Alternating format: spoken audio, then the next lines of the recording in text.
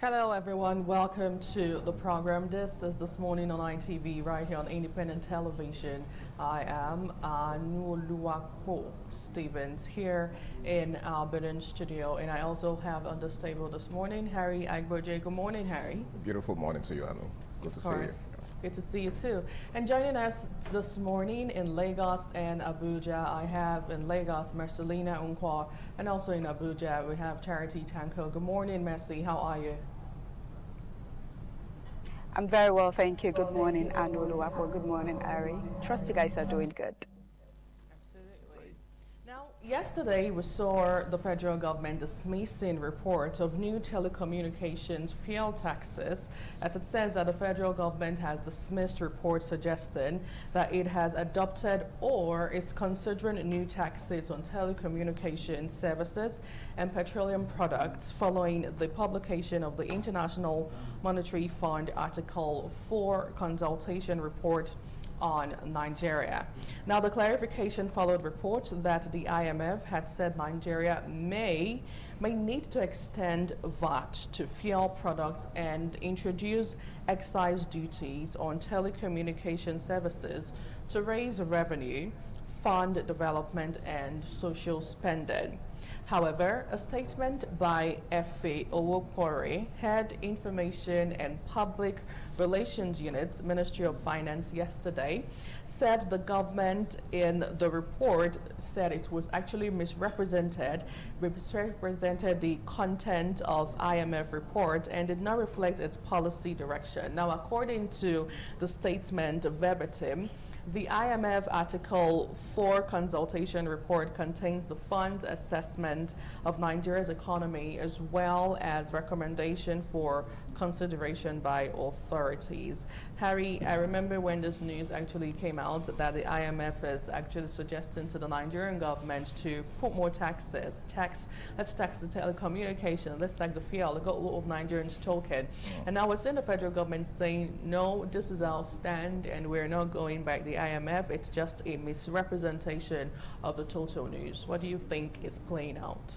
Well, we've seen cases in the past where a certain piece of information trended, and of course Nigerians Nigerians panic over virtually everything, and rightly so, because the average Nigerian is going through tough times, and it doesn't seem like it's letting out anytime soon. So whenever something of this nature is trending, it's only natural for Nigerians to react the way they do. But over time, we get to see if there was any element of truth, if there was an iota of truth in it in the first place or not. In this particular case, well, I think it's only right to take the federal government by its word. Okay, let's hope it's really not the case, because it will amount to sheer wickedness, to subject Nigerians to any further form of hardship, whether in form of taxation or whatsoever. I don't have a problem with taxation in itself. But what I have a problem with is, denying the ordinary man basic infrastructure, basic necessities that the government should be able to provide on a normal basis. But when that is absent and you are taxing the people, I really don't see any sense in that. So as far as I'm concerned, it's okay if we are talking taxation, but let it be that, you're taxing the people based on the infrastructure that you provided for them, and the level of, should I say, the standard of living that you've raised for them. The average Nigerian is living below average as far as income is concerned, and it's a sad reality. So we cannot be talking of taxation, under such circumstances. Absolutely. The timing, interestingly, matters. In a time where Nigeria is grappling with insecurity, of course, that's going to come to the fore, a rising cost of living, and a whole lot of things happening at the same time. Having a conversation as regarding more taxes is truly worrisome. Marcelina, do you share a different line of thought? What Ari just said, it's not about bringing more taxes. Are we, what are they using these taxes for? Is it benefiting ordinary Nigerians? Especially now that the issue of insecurity is a major problem. Are we seeing what we are paying taxes for? Ordinary Nigerians living below, expectations, living below what even if you're saying, okay, we're living, the ordinary Nigerians, like Ari said, living below average. You're just coming up with taxes, taxes, taxes. Are we seeing seeing what they are using these taxes for? Is it being implemented? That is the question. How is it benefiting ordinary Nigerians? That should be the major focus. So not just coming out to say, oh, we want to increase tax. Is it actually benefiting ordinary Nigerians? That should be the major focus, because I mean, this government, they're there to serve the people. If you're implementing more taxes, how is it benefiting the ordinary Nigerians? So that should be the question they should answer. Well, I feel like the federal government has answered it already by saying we're not going to have new taxes in the telecommunications sector and also in fuel. Because let's even talk about fuel. Well, there are those who would say we're seeing a bit of cherry news coming out from the Middle East crisis. Where just yesterday, Donald Trump signed in the deal to perhaps end the ongoing war. And perhaps we'll see a lot of Nigerians smile, Harry, moving forward in that sector. Because right now, I feel nobody wants to hear anything as regards taxation. How much is a liter of fuel? We're still grappling with the removal of fuel subsidy. We're not done with that. And IMF is actually, trying to advise the federal government to do this. But it's a good thing that the federal government has laid its own stance and say we're not expecting anything. And then if we even talk about telecommunications, you know how expensive data is at this point. I need not tell you how a lot of Nigerians are complaining every single day. In fact, the telecommunication guys reacted to this by saying we're already taxed enough and we do not even need any more of this, Harry. It's interesting that you made mention of the telecommunications, because that's one thing that is biting hard on every Nigerian right now. As a matter of fact, you do your subscription, and before you say jack, it's exhausting. Data is expensive. It's crazy. Yeah. It's crazy, and I don't know. I personally am not finding it funny. And I believe I speak for a vast majority of Nigerians out there. Well, maybe the rich are finding it a bit easier, but the common man out there is not finding it funny. So like I said, taxation in itself is not the problem. What the problem is taking from the already impoverished masses. Taxation is a common practice in the civilized world. America, the UK, Canada, and the rest of them, especially countries like the UK. All right, so they spare nothing to tax the citizens, but that's because they provided, they've done the needful. They've provided the needed infrastructure for the citizens. They've ensured that the citizens are not suffering. They do not lack basic, needs. Right. So if you've done all of that and you're taxing the people, then they themselves will understand what they are being taxed for. So when they are paying their taxes, they are seeing the dividends. They are seeing, what their taxes are being used for. Now tell me the essence of taxing people when they are already impoverished, when they're already living below poverty line. It's crazy and it's sad. Like you said, right. It's a breath of fresh air that the federal government has come out to say, well, it's not true. We were misinterpreted or misrepresented. But let's hope that is sustained. Let's hope that sometime tomorrow they don't come back to say, well, we actually thought we could help. But sadly, there's nothing we can do about it. Absolutely. Well, we're looking forward to more revelation coming out from this particular story. But I don't know if we have Abuja on to share in their view concerning this conversation. Anyway, we'll move over to Lagos. Mercy, what are we getting from your end today? Can you fill us in? Lagos, we would still be looking at insecurity. The Senate's President Godswill Akpabio has suspended its recess and summoned lawmakers for an emergency plenary session June 20. And to address the worsening insecurity in the country. I mean, it's a good development. If it will help, why not?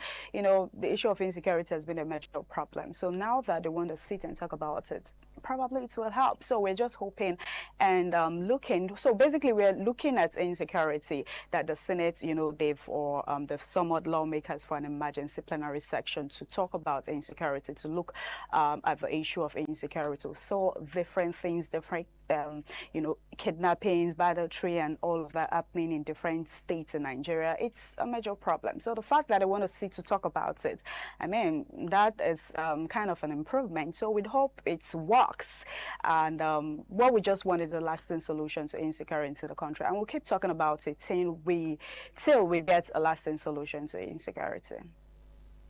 Absolutely. Well, we're looking forward to all of that conversation and more. Now, whilst we're still grappling with insecurity in Nigeria, let's not forget that governance and politics actually is also on the front burner. Today, right here in Edo State, Nigeria, we will tilt our attention towards the election ahead of 2027 youth participation in politics. A couple of months ago, we had the City Boy movement, we had the Village Boy movement, and interestingly, it comprises of youth, young individuals who are, particular about Nigeria and want to see that Nigeria move forward. And also, we know how the youth is so strong on social media. Now, the big question is, how can we move all of that energy online and bring it down to the grassroots and bring it down to, the polls come election? Because there are those who would say that election is not conducted on social media. So we'll talk about all of this and more.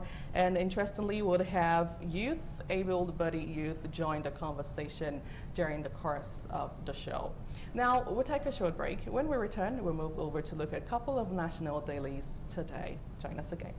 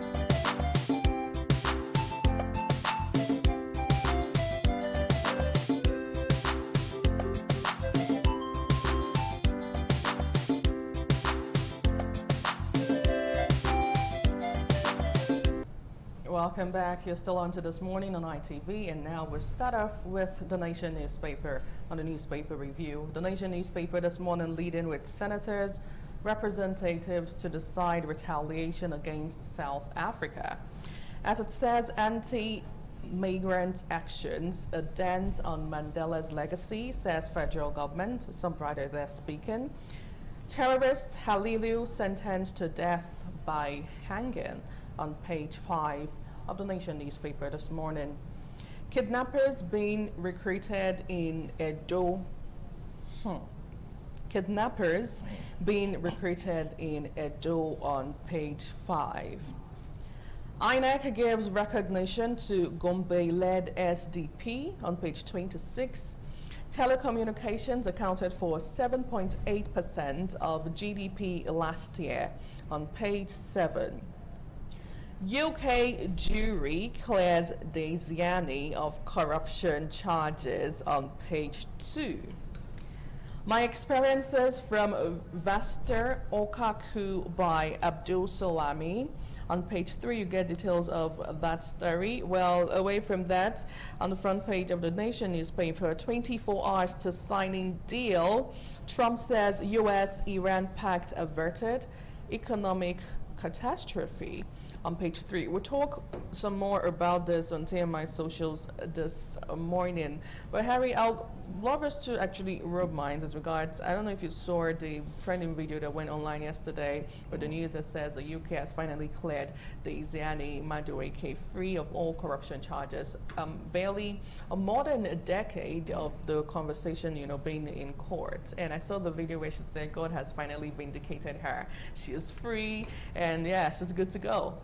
Well, I really do not want to rub sentiments on this, okay? Because if we're talking Nigeria, then I would say maybe there was some sort of, should I say foul play that may have panned out somewhere. But this is the UK. But this is the UK, so right. I wouldn't say the same of the UK. The UK, I'm not saying they're perfect, all right? But I believe that to a very large extent, they take their time, to do their due diligence as far as matters of that nature, are concerned. I really wouldn't want to believe that that any sort of foul play played out. If they didn't find any evidence against her, then I think that's enough for them to let her go. Okay, the court of law does not, or should I say, the law does not actually work based on sentiments. It doesn't really matter how you feel about someone, as long as you don't have substantial evidences against that person does not have any case to answer. It's as simple as that. I am not a lawyer, but I know that much, and I know very well that the law doesn't work on sentiment. So yeah, I believe if the UK court has said there's no case against her, then so be it. All right, who are you to even say anything regarding Exactly. the judgment? Absolutely. Anyway, Harry. Okay, let's move over to the next paper, which is the New Telegraph, and the New Telegraph is actually leading with a screamer which says, Minority Caucus, Insecurity, Judicial Chaos, Threatening 2027 Polls. Minority Caucus, Insecurity, Judicial Chaos, Threatening 2027 Polls. And that's on page 3 and 30 of the New Telegraph newspaper. Now, still on that, accuses Tinubu's government of chasing election over governance. I think we've had this conversation over and over again on this platform. Accuses Tinubu's government of chasing election over governance, politics over governance. And then still on that particular headline, demands 72-hour rescue for Oyo abductees. Demands 72-hour rescue for Oyo abductees. APC afraid of election, wants coronation. Interesting, and that's credited to Uche Secondus. Okay, right above the masthead, Tinubu, true judicial independence built on officers' dignity. Tinubu, true judicial independence built on officers' dignity. And that's on page 3 of the New Telegraph newspaper. And next to that says, UK court clears Desiani of all charges in corruption trial. And that's on page 4, just like you were saying, Anu. And then Oshomole moves to forestall Senate probe, denies forgery claim. Oshomole moves to forestall Senate probe, denies forgery claim, and that's on page 3 of the New Telegraph newspaper. No plans for new telecom fuel taxes, and that's coming from the federal government, and you'll find that on page 2 of the New Telegraph. And still on the New Telegraph newspaper this morning, reps review military overhaul as stakeholders advocate better health care. Reps review military overhaul as stakeholders advocate better health care. That's on page 2 and 28 of the New Telegraph newspaper. And finally, on the New Telegraph newspaper this morning, Trump says Iran deal may be signed today as U.S. officials reveal pact details. Trump says Iran deal may be signed today as U.S. officials reveal pact details. And that's on page 4 of the New Telegraph. That's a breath of fresh air. We actually do hope that that war comes to an end already, just so, the rest of us can move on with our lives. Anu? Absolutely. Well, the Daily Trust newspaper is up next, leading with insecurity, with the headline saying, fix insecurity or step aside. Reps tells Tinubu. Fix insecurity or step aside, reps tell Tinubu. Now, the Minority Caucus of the House of Representatives yesterday called on President Bola Tinubu to either refocus governance on tackling national security challenges and economic hardship or step aside, while warning that Nigeria is facing what it described as deepening insecurity, judicial controversy, and democratic backsliding ahead of the 2027 general elections. Well, we'll see how it goes. Would he step aside? Certainly not. But fixing security, we're looking forward to that. Daisiani cleared of all charges in UK corruption trial. We've highlighted that already. Ekiti, Oyebanji battles 12 challengers in governorship poll on page 11 of the Daily Trust newspaper. Federal government rejects IMF's advice on fuel telecom taxes. Despite outcry, work advances on Abuja hospital site converted to estate on page 16. 10 Cameroonians held in Lagos over alleged human trafficking on page 17. Federal government launches digital TV, targets 40 million homes on page 25. Well, on the front page of the Daily Trust newspaper this morning, we have different pictures of members of the National Youth Service Corps Batch B, Stream 1 in cultural displays across orientation camps, which is going on currently at the moment in Nasarawa, Osun, Lagos, Kaduna, and across Nigeria. Well, congratulations to them, should I say. And also, finally, on the Daily Trust, questions as NDC ask candidates to sign agreement on page 10. Harry, now yesterday I actually saw this on the front page of the newspaper, and basically the news actually is saying, or the NDC, the leadership of the party, is telling candidates who are in the party, who are, you know, fielding for position, using the platform of the NDC, that if you, by the grace of God, get into power, you get into office on our platform, and you decide to defect, you're going to lose your seats. And now we're saying again, this particular headline we're surfacing on the Daily Trust with questions emanating the NDC asks candidates to sign agreement. What do you make out of this? Now, of course, we've seen different gale of defection over time, you know, within the last couple of months in Nigeria. Do you think this is the way to go? And would this even work? It's another big question. This actually brings mixed feelings. On the one hand, it seems like a party trying to control its members, right? But on the other hand, it actually underscores the need for some sort of discipline in our political system. I really don't know if this is the right way to go, but you know, it occurs to me that the gale of defections is becoming a problem. I mean, most political parties barely have an ideology. Everyone is just concerned about their personal interest, and if they don't get it, they move on to the next. You know, so it's all about personal interest. So perhaps this is the NDC's way of trying to curb, you know, the gale of defections.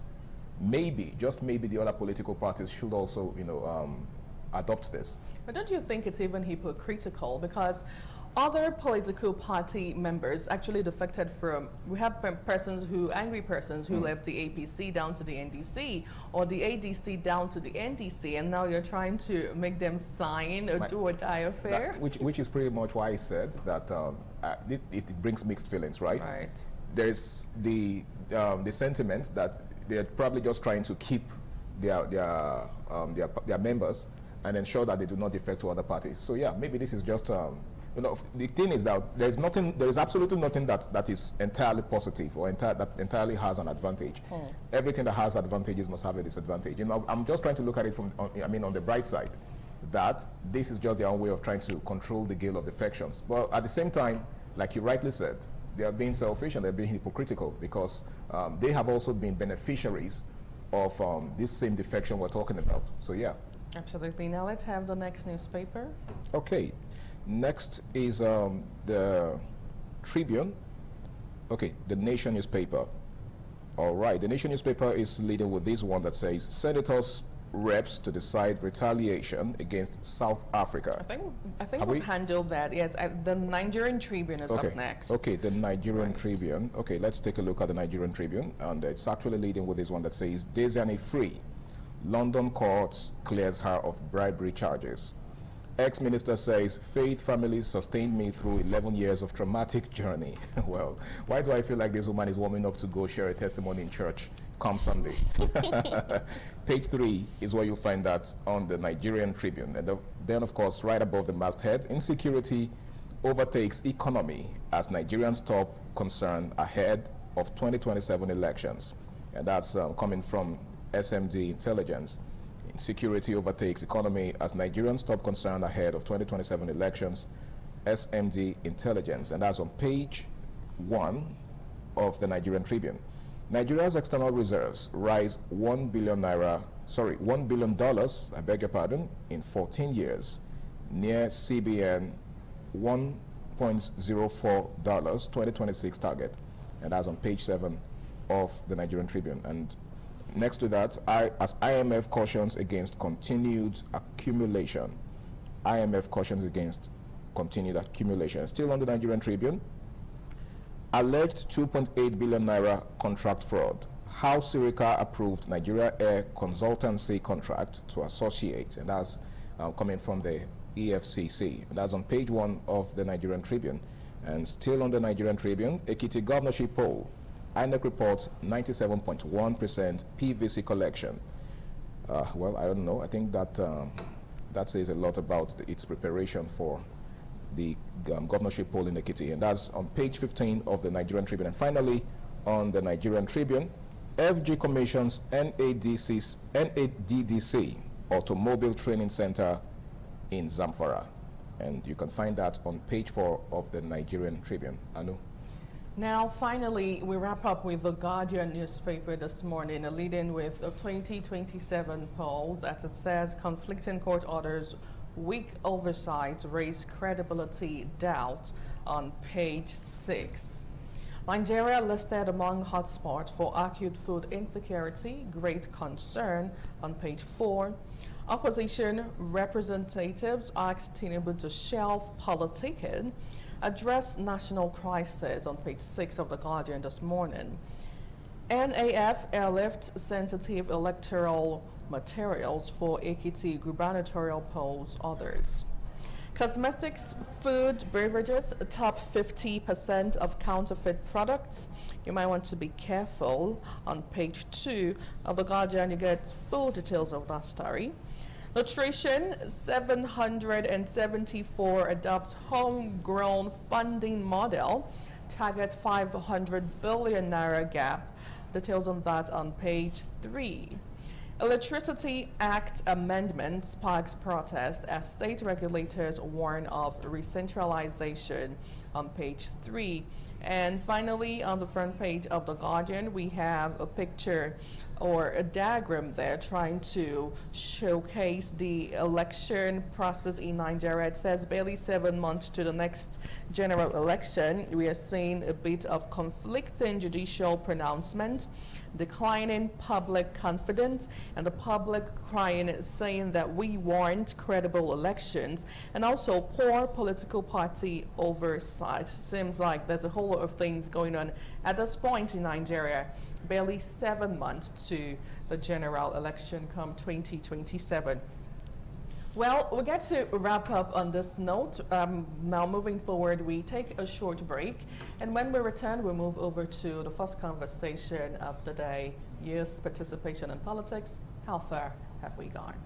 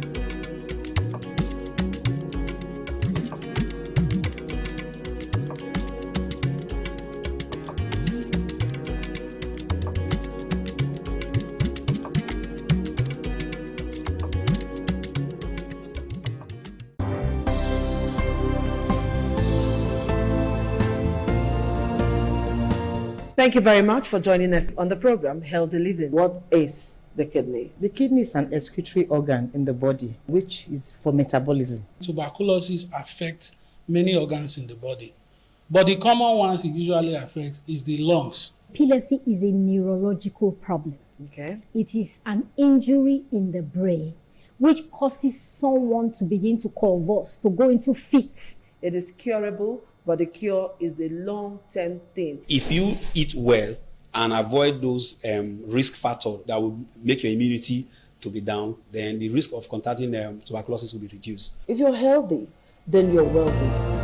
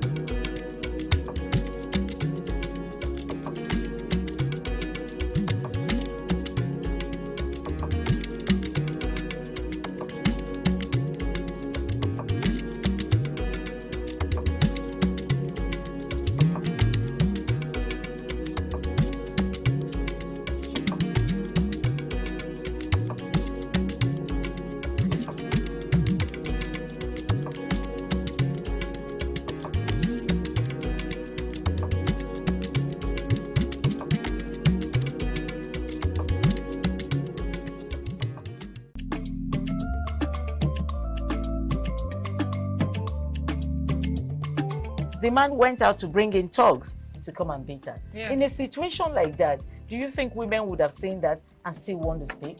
Bully, we're talking That's what I said. So when they bullied her, Yeah. now, if she's not bold enough, she will shut up. What is your advice for girls out there that are so desperate to be married? We women, we have to be really intentional about our parenting. If you know a child is being abused, or you see signs, a bruise or a child, it has to be investigated. People barely even breathe when they are going for a shrebi and something. Party. You have to be They can't smart. sit If down. you see where they are dressing them or are dragging on both sides, you cannot you cannot breathe. And these women would stay in those events for hours just to keep up with that beauty trend. Is that healthy? That's not healthy. I am Patricia Uremu Gabriels, and we're reaching you live from our Lagos Network studio. Of course, Women in Conversation is a program designed for women to discuss about themselves.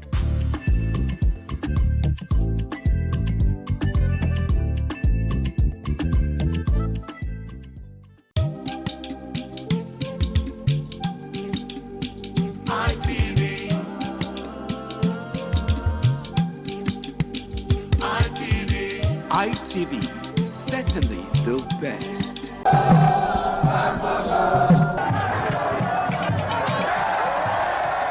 The land of Owa is inhabited by the people with common ancestry, language, religion, economic and socio-political ties. However, irrespective of their subtitle differences in language and culture, they share common traditions. The people are known for their hospitality. Owan traced their origin to Benin Kingdom as a result for a man to find a comfortable place for living. The name Owan was derived from the largest and longest river in the area, which is known as Onwian or Onwan. It means one who makes merry in affluence.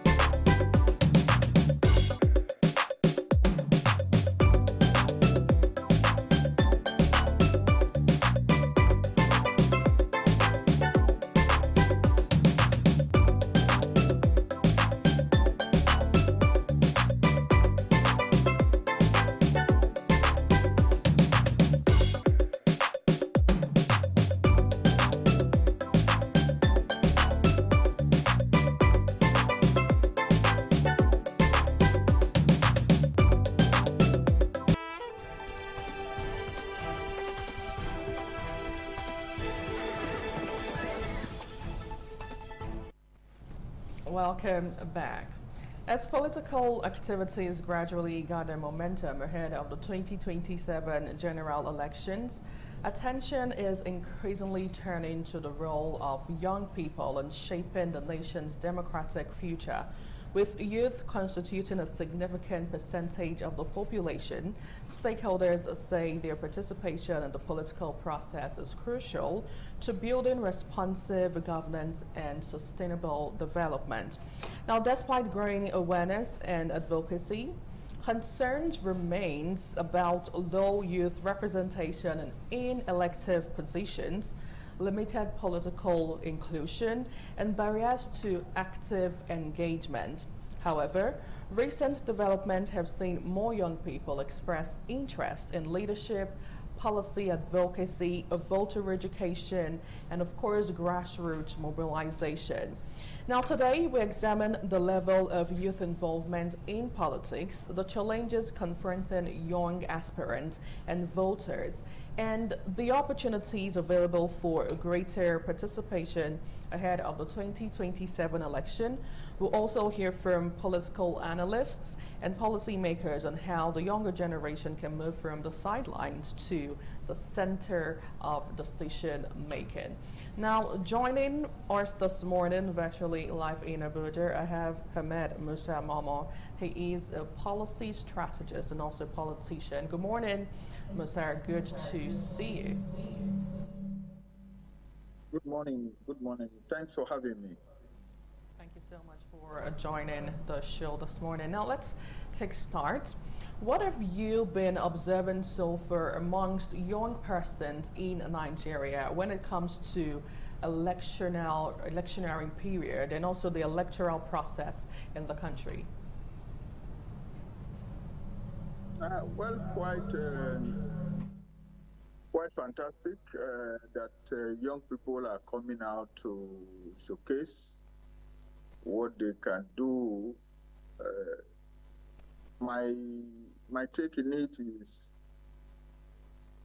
I'm delighted, I'm happy that we are taking the bull by the horn. We want to change the narratives.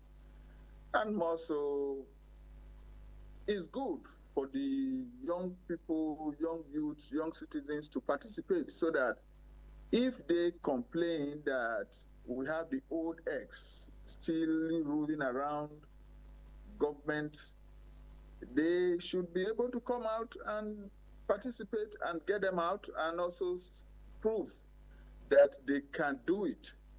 If you see what is happening now, like in Edo State, for instance, in Kano State, for instance, some youth, a lot of northern youths are in the House of Representatives.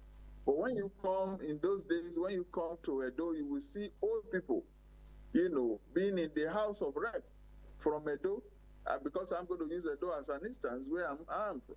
But the narrative has changed when we had this current governor of Edo State, Senator Monday Okpebholo, who is, you know, trying to ensure that participation of youth in politics is seen. And if you look at the House of Assembly members, you could see that very many of them are in their ages of 30, 40, and 45, which is good for our people. It's not just to make money, participate well, and let the people feel the dividends.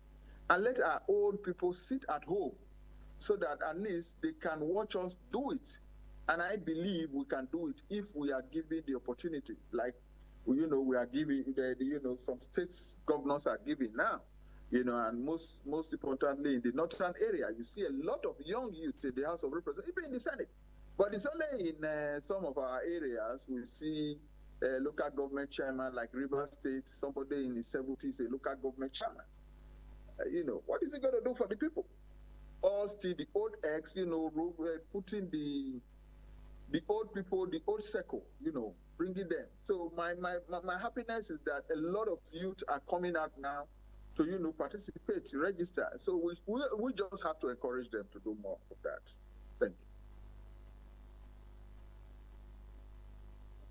About encouragement, if you can hear me, in the previous administration, talking about the late Muhammadu Buhari administration, we had the conversation regarding the not too young to run, And we saw how that actually, spanned out for a lot of persons, especially the young folks in Nigeria.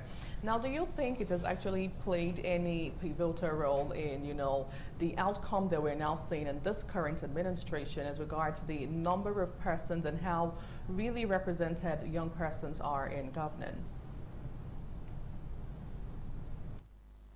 Yes, in the Muhammadu Buhari administration of the youth to run, is a lot of youth did not actually run. Even if you look at his government as the president, you will see that a lot of ministers were those that have served as governors, those that have served as senators, those that have even served even in the 1986 Republic were part of his government, his friends.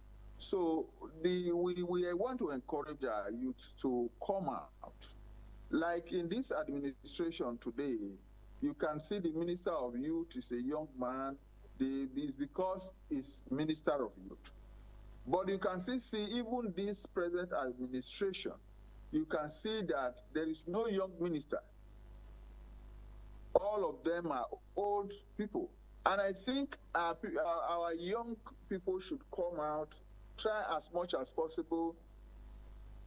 What I think is the problem is lack of, finances to, bring out these people, for them to contest elections. Because it's a money-back thing now in Nigeria, because you have to have money before you will be accepted. The party cannot allow you to run on your own volition, whether you have money or you don't have money. But what they do is that if you don't have money, you cannot get the ticket. Look at the House of Rep in some certain areas. It's been bought. Even the primary election, they do now, they will say it's by consensus, they will say it's by, how do you call it now? But it is still the people with money bags that gets the ticket. All the young people that contested, they didn't get the ticket. So I think money is really playing out in it. And you don't expect, do you expect me now to come and bring 100 million naira to run for an election that I'm not sure of? Maybe I sell the property to run for it because I say I'm a youth. No.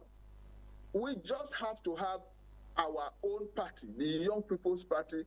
Let's see how we can participate. We shouldn't put money in our faces. Then we see how we can, get these people out of the scene. But like I told you, in Edo State, young people are running because the governor is a young man and is encouraging people to, participate. Young people mostly to participate. If you look at his cabinet, there is nobody that is above 50 in his cabinet. He didn't employ those he's senior to. He didn't employ those that are senior to him. I mean, he employed those that at least he's senior to, or those that are averagely his age mates.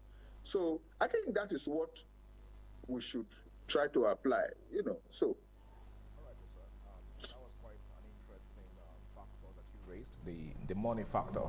And that's something that we really can't wish away as far as the Nigerian political landscape is concerned. But it's really quite interesting, the implication of what you've just said, because if we need money, we need so much money to participate as youths, what is the implication of that? Doesn't that mean that the same old people that have always been in place, that have always determined who gets what, okay, that have always called the shots, are still going to be, even if they are no longer, let's say we manage, to push them out of the system and, take over the helms of affairs. Don't you think they're still going to be somewhere at the background, calling the shots and determining, how governance or the dimension that governance should take? Because it's not just enough for us to talk about the financial issues, right? Do you think we stand a chance to, finally and totally push them out of the system when they are still, because if we are going to, the issue of godfatherism is something that is definitely going to come into play if we are going to be talking about money. The average youth does not have what it takes to, just like you said, imagine doling out 100 million naira just for, an electoral form. Do you think it's possible to push these people out of the system, knowing very well that they are still going to be the ones calling the financial shots at the end of the day? It's quite, like I said, it's quite going to be difficult because money has to play in politics. Without money, you can't play politics. For me, I still think that there will be Godfather. Even with money, there's Godfather. But we have to come out. The youth have to, if we are serious. What I think in Nigeria is that we are not serious. We are not serious-minded people. By the time we see an old man that brings money, we will run after that.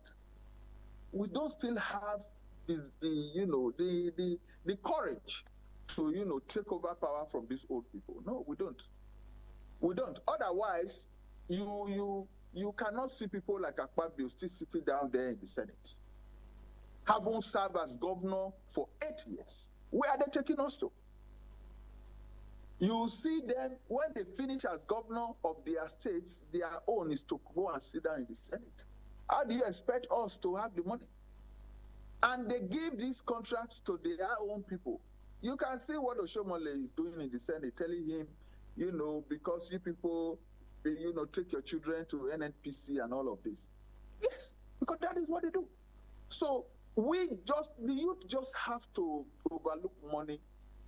Let's come out, form our party, or identify ourselves with those that believe in the youth, like the governor of Edo State, Senator Mondi Okpebholo. Then we can then align. Forget about some other things. Once you are doing very well, then we will follow suit. It's just that the youth have to have the courage. It's courage first. Look at what VDM is doing now by ensuring that the children that are in the captivities are released. How many of us can do that? How many of us can go and join such protests? We can. Some will say, oh, I don't want to die in the process. I don't want to do this. But all we have to do is courage. We have to have courage in this country to be able to take the space. Without courage, we cannot take it. It's not only money. Money is a factor, yes, because it's politics in Nigeria is money. It's not like America or Britain where, people will come out based on, their track records, based on their credibility, based on what they can do for the people. So for me, it's still going to be the same for a period of time. It's just going to take time. If revolution takes place, Nigerians are able to the youth are able to come out to say, oh, we want to do this. Then that is when we will get to that. But for now, we just have to, you know what I mean. You know what I'm talking about. You are a youth, so you know how it affects even in any sector that you are. Okay, Mr. Momo, if you can hear me, I hear you loud and clear, because just recently the EFCC boss came out to say, as regards the last primary election we just had a couple of months ago, that 30 million naira to 20 million naira was actually spent with, the aspirants for just party primaries.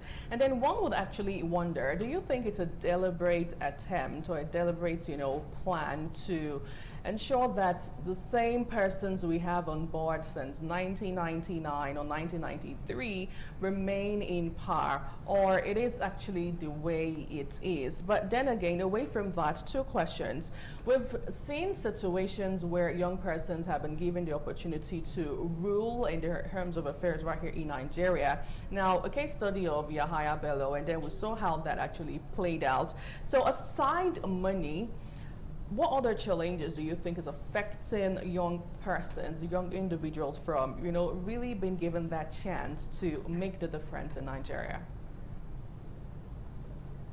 I was going to come to that.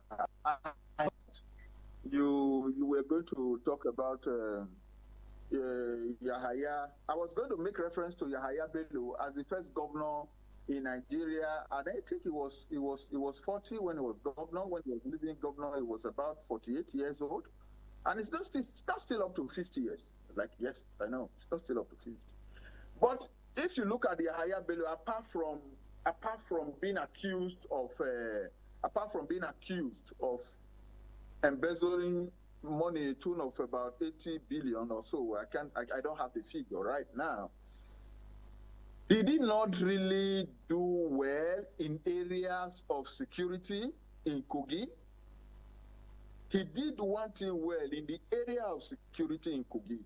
Because when Yahaya Bello was governor, I still used to go through that road to Abuja. I see the way he combated the security on that Lokoja-Abuja highway from Auchi to Abuja. I'll give him that. But as it is today, I know Dodo is there, is also a youth. I don't know what they are currently doing. It's just that Yahaya Bello as a youth was accused of, embezzling money in his state. But if the facts are there, then they should prove it. But however, participation of youth in politics does not have to come whether or not. The youth just have to try as much as possible not to look money. VDM is doing a revolution today. Is he doing it with money? People are following him. Those are the kind of courage I want some of us to have. We don't have courage. Nigeria, the youth does not have courage. It's only to do cultism and go and kill one for cultism, and the cults will be fighting themselves in school and killing people after school. Come home, come to their place. They identify this person and they go and kill the person. That is what we know as youth. We just need to have the courage to be able to take out these people. You will say they have been there since 1999. They will continue to be there because that is how Nigeria is designed. That is how it is designed for now. The youth have to have courage. We don't have courage. We don't have the zeal to, take over the bull by the horn and, take what belongs to us. So it's still the same thing. It's still going to come because money has to play in it. And these people are not ready. Tell me in each state today that the governor will finish as governor, even when they have entitlements that is being given to them every 4 years, they will still go and sit down in the Senate. And you expect any narrative to change? It cannot change. There have to be a revolution. It cannot change. Okay. It cannot change. Thank you very much, Momo, for your brilliant analysis. A revolution is something that I think the term has been coming up quite a lot lately, but I think there might be a little misconception as to what the word actually entails, because what actually constitutes a revolution? Does it mean the youths coming out en masse, to challenge the status quo? And what nature will that resolution take? Will it be, a violent one? Of course, we do not hope for a violent revolution. When push comes to shove, what actually happens? These are questions, that a lot of Nigerians are, trying to figure out answers to. But I would like to know what you've mentioned, because I think the question that my colleague asked pretty much borders on mentality, okay? Beyond the financial challenge that the youths are facing. Do you think the youths have the right mindset to challenge the status quo? Because it seems to me that it's a mindset problem, whereby a lot of young people are channeling their energy in the wrong direction. For instance, there's too many vices in the society today, and it seems like that's where the youths are channeling their energy into. Now, how do you expect young people whose energy is already directed on that side to redirect it towards challenging the status quo and taking over the realms of governance? Well, I have continued to say this. I've told you that it's not going to be easy for them. I am a youth. I am in my 40s. It's not going to be easy for us to take out these people. The revolution I talked about is even a peaceful one. Like as I am doing now, how many youths do you think are watching me? To know that, oh yes, this young man is talking about youth, we are talking about peaceful revolution, this is what we want. How many are watching you now, you and I, on this television? No. Secondly, we have to have, like I've talked about, courage. I've mentioned it many times. The youths we have today, like I said, with the social vices of cultism and all the rest, you see them, you know, touching computer, trying to take money, do cyber, they enter this cyber, this thing, you know, doing 419, getting money from people's account. That is all they know. That is the youth we have today. Plaiting their hair, doing dada and all of this. The BDM that is doing dada, you can see what he's doing. I have made reference to him several times. So I don't think the factor of these people will still play. If I was a tout, if I am a tout, I will be giving money on election or primary election or this, or I'm contesting. One will just tell me, okay, go and sit down. You know, this one is our leader. He has to go back to this. He has to do this. He has done this. He has done this. Maybe when they give me money, I will just take. I will go and sit down. Is that the courage we will have? We don't still have it. All we need to do. Let us pray for Nigeria. Let us pray for our youth, because a lot of them. Have you been to the psychiatric hospital in Benin? Have you seen how our youth, the way they are lined up there, lying down with ice and what they call these things that they take? Is that the youth we want to come and take over these people? So I still think we need to pray. Okay, let me add prayer to it. Maybe the courage I'm using is not enough. Let's add prayer to it, that these people will live. If I make reference to the presidency now, it will look as if I am castigating my party being in power. Otherwise, I will want to be president to be a functional, for everything to be functioning. Even up to my body, you know what I mean, to function. When I finish work, I'll come home and say, oh, madam, please come. Then that is functionality of even myself, so that I'll be able to relax. With old age, how do you do it? How do you do it?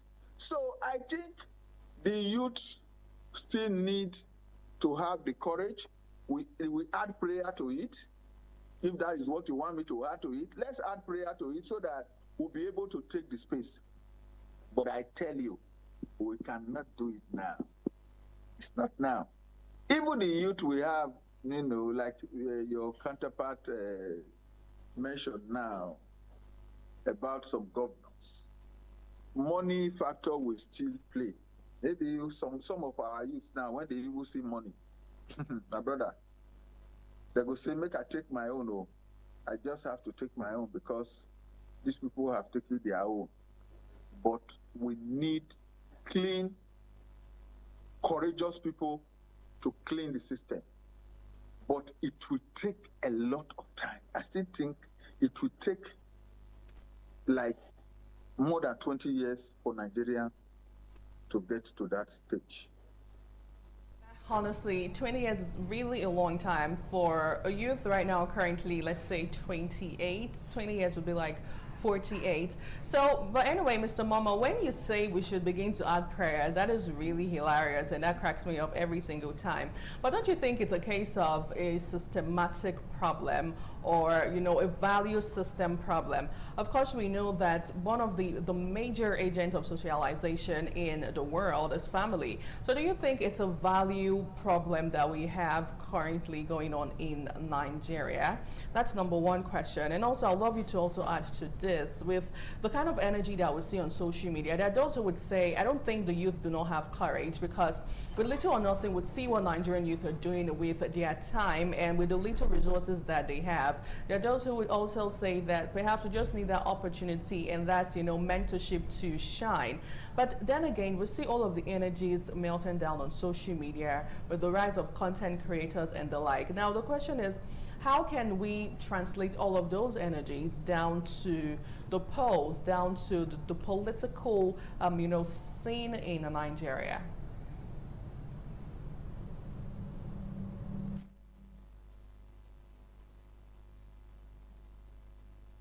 Even though I didn't get you clearly, I don't know if you can hear me. Okay, yes, I can hear you. Can you hear me now? Okay, Mr. Mama, can you hear me now? Even though I didn't get the last part, yeah, I can hear you now. Even though I didn't get the last part of it, I know you talked about value. Family value, yes, it's one of the major rules that we need to apply, So that is why some of us parents who actually had the family orientation of our parents, we are inculcating that in our children now. We try to tell them this is what to do and this is what not to do. Don't join this, don't do this. You don't expect those people who have already joined cultism or who are already, smoky eyes and ISIS, to come and, take over the stage, either in the State House of Assembly or the government house or in Abuja. We still thank God Almighty that that has to come to play. I don't know how we are going to do it. I was going to suggest to the State House of Assembly or even the National Assembly, let us have in our schools, I think every child should go to school, 1. 2, we should have in our school, we should revive the Islamic Bible, the Islamic knowledge and the Christian religious knowledge in our schools. So that at least if the parents don't teach them at home, in school they are being taught on these values. The values we have the religious values we have is Christianity and Islam. And once a child is built in the Christianity way and in Islamic way, I think the society will be a better one. But I find out these days that even in our homes, we do not inculcate it. We don't apply it. I don't know, like I myself, when I wake up, wherever I am, my wife will wake up and wake my children up to pray. They pray together. But how many families pray together these days? Their children will sleep. They will not even wake them up. I think that value has to first of all come. We have to prepare our homes before we come out.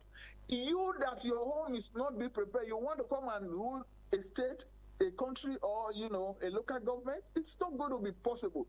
That is one. That the one you have mentioned now, the value that we have mentioned is one fundamental thing that have destroyed our society.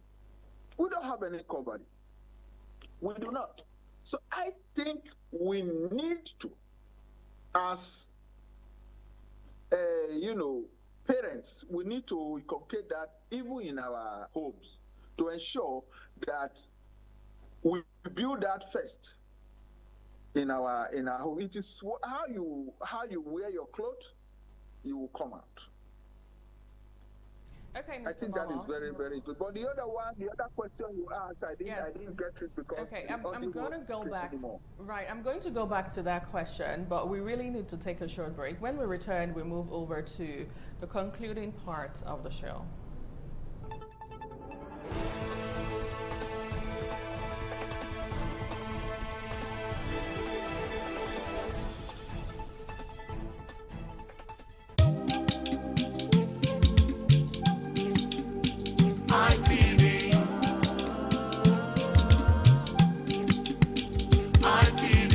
ITV, certainly the best.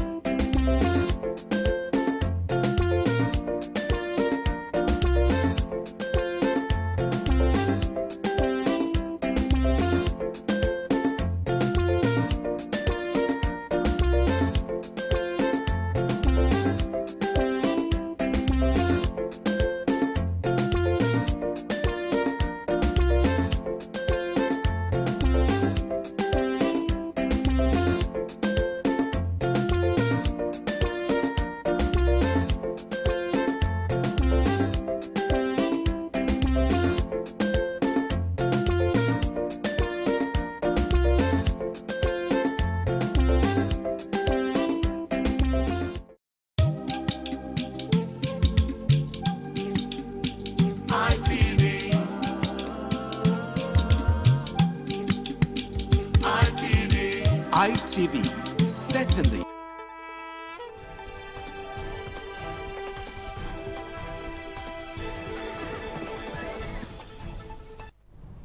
Ahead of the 2027 general election, youth participation in politics is our focal point this morning, and we have been talking to our guest, the politician joining virtually from Abuja, Ahmed Musa Momoh, and a whole lot of things have been said so far on the show, but now we are moving over to the concluding part of the show, and I'm just going to ask you, we get to see energy. When you talk about energy, youth, Nigerian youth is so energetic. We see that every single time in, you know, different spheres of life that they get to operate in the country. But one major question is how to channel all of the energies, all of the zeal, all of the banters and counter banters that we see on social media and off social media down to the polls, because over time we've heard politicians say elections are not won on the polls, political activities are not done on the polls. How can we channel all of those energies, Ahmed Musa, if you can hear me, down to the polls? What do you think should be the first step? Should we have young persons, you know, when we have another opportunity to join political parties or not? Yes, we should. We should have. We should join. We should have. Not a political party per se. We can change the narrative in any political party. We should join with the more youth should join political parties, different political parties, then be participatory, and they should also come out. Like I was talking to my driver, he is a youth. He was complaining, and I asked him, "Do you have a voter's card?" He said no. Have you ever voted since 1999? He said no. And he's a youth. And how does he correct it? So that is why I talked about putting more energy and be more courageous. The youth should be more courageous. We have, like I heard yesterday in Edo State, there are a little fracas in Edo North, in Auchi Polytechnic, where cultism are fighting. And it is these youth that are killing themselves. And there are even some parents, when their children are into cultism, they are happy. Oh, you don't know that my son is an Eye.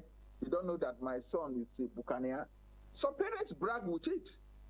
That is where the value you said come in.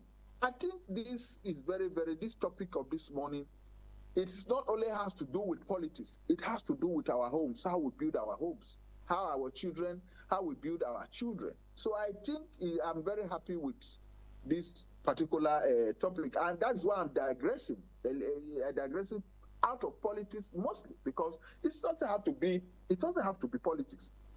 The children that have been in captivity now, what stop our youth from entering the bush?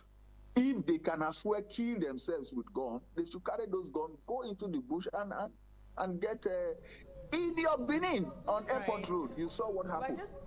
Of course, just to call you up a little bit, on Monday we saw VDM actually say that he is ready to go into the forest to join the security agencies to help rescue the Oyo, captivities. Yes. Yes, even me, I'm ready to join him.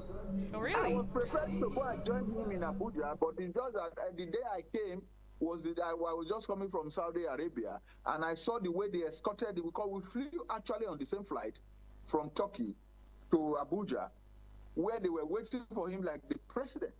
I want to join him too. Apart from politics, apart from being a card-carrying member of the All Progressive Congress, things have to change in this country.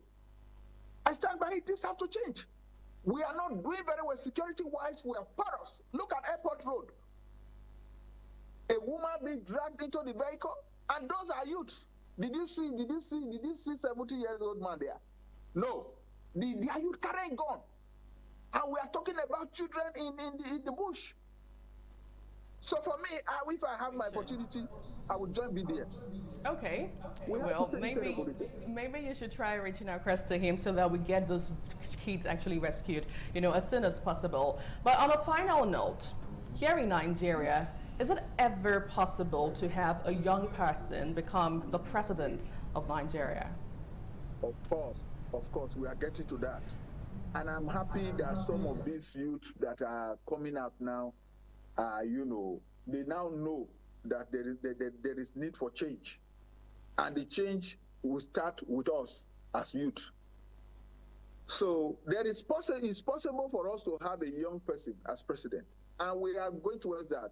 And VDM is going towards that direction. And if he keeps up like this with his humility and with his openness, then walk you behind him. One day, if he wants to be president, he's a youth. Who says I cannot be president or governor of Edo State? Who says so? Ahmed Mokhtar. Right. We really need to leave the conversation here. It has been an interesting and also an exciting and revealing one as well, but we have to leave the conversation here. Let's just hope that moving forward, we have young persons join in, the political era, the political scene in Nigeria, away from what we see on social media. You bring it down to the polls. Well, we have been speaking to Ahmed Musa Momo. He is a policy strategist and also a politician live there in Abuja. Thank you so much for your time this morning. Thank you. I appreciate it. Of course. We'll quickly take a short break, and when we return, we'll move over to Abuja studio. Please stay.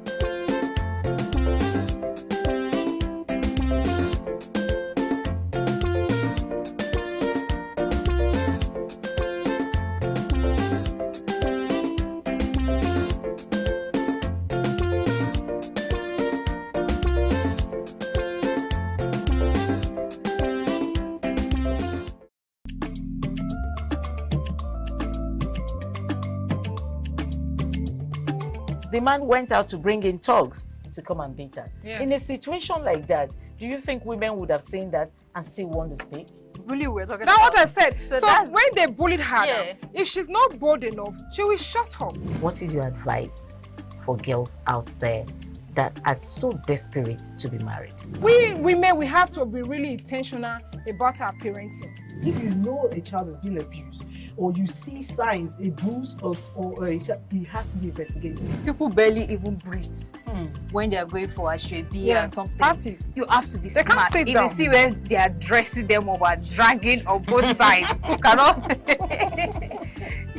breathe. And these women will stay in those events for hours just to keep up with that beauty trend. Is that healthy? That's not healthy. I am Patricia Uremu Gabriels, and we're reaching you live from our Lagos Network studio. Of course, Women in Conversation is a program designed for women to discuss about themselves.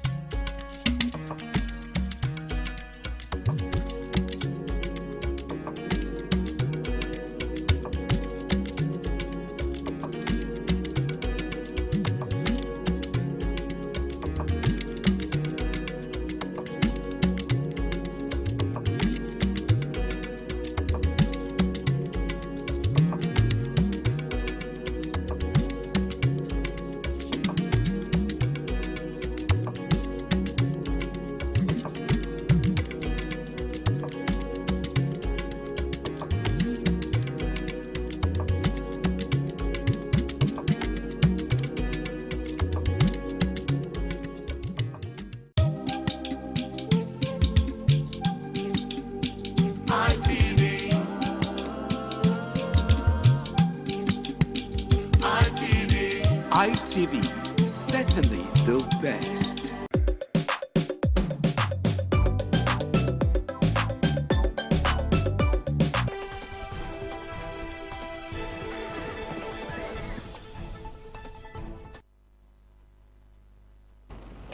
A very good morning to you, and thank you for staying with us on the program this morning on ITV. Welcome to our Charity.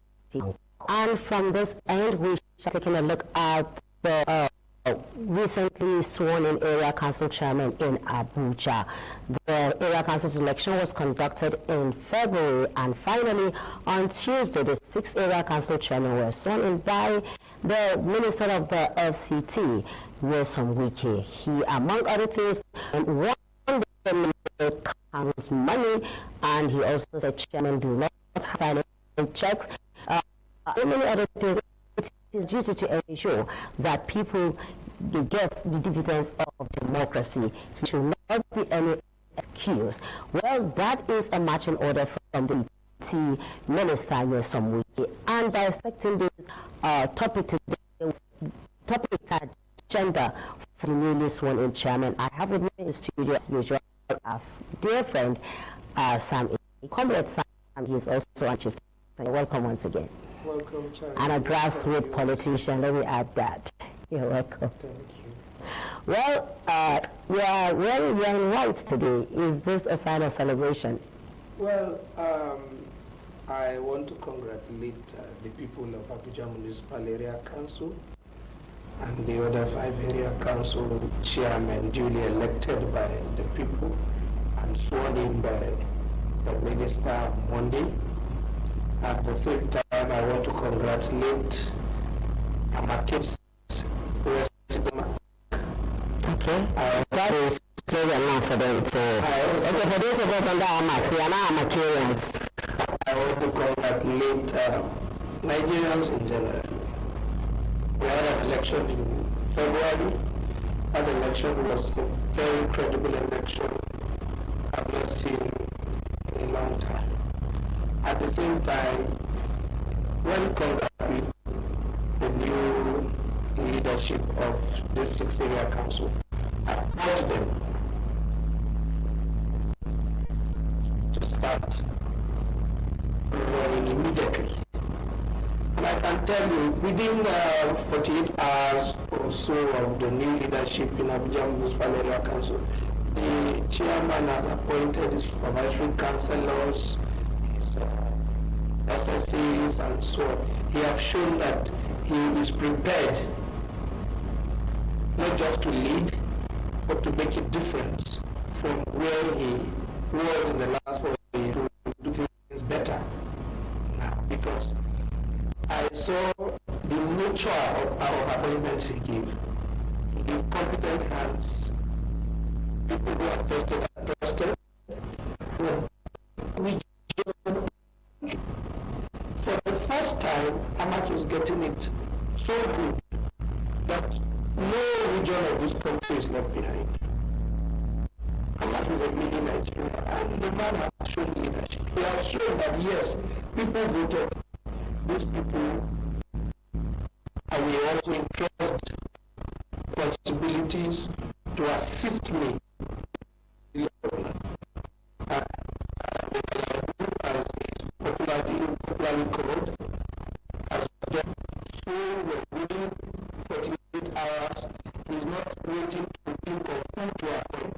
Because of people will be sworn in, it will take them 6 months to have a cabinet.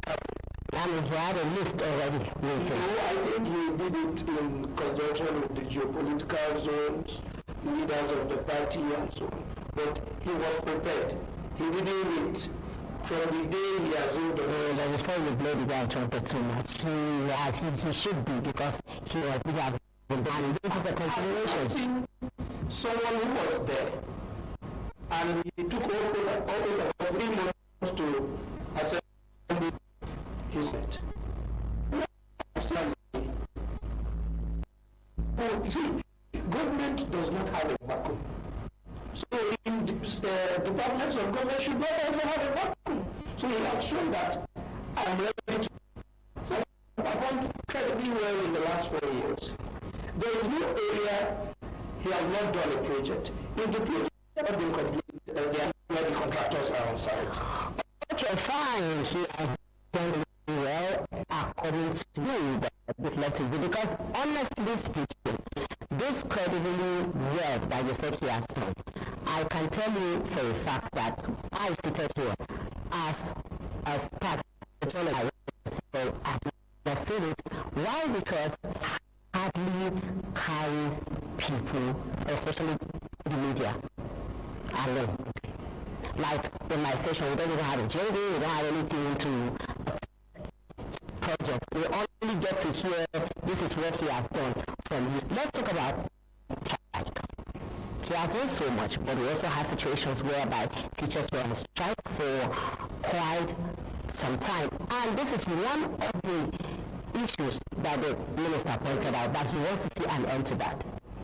That shouldn't have affected Abuja Municipal Area Council, because the Abuja Municipal Area Council at that time didn't want to get it right. But they wanted the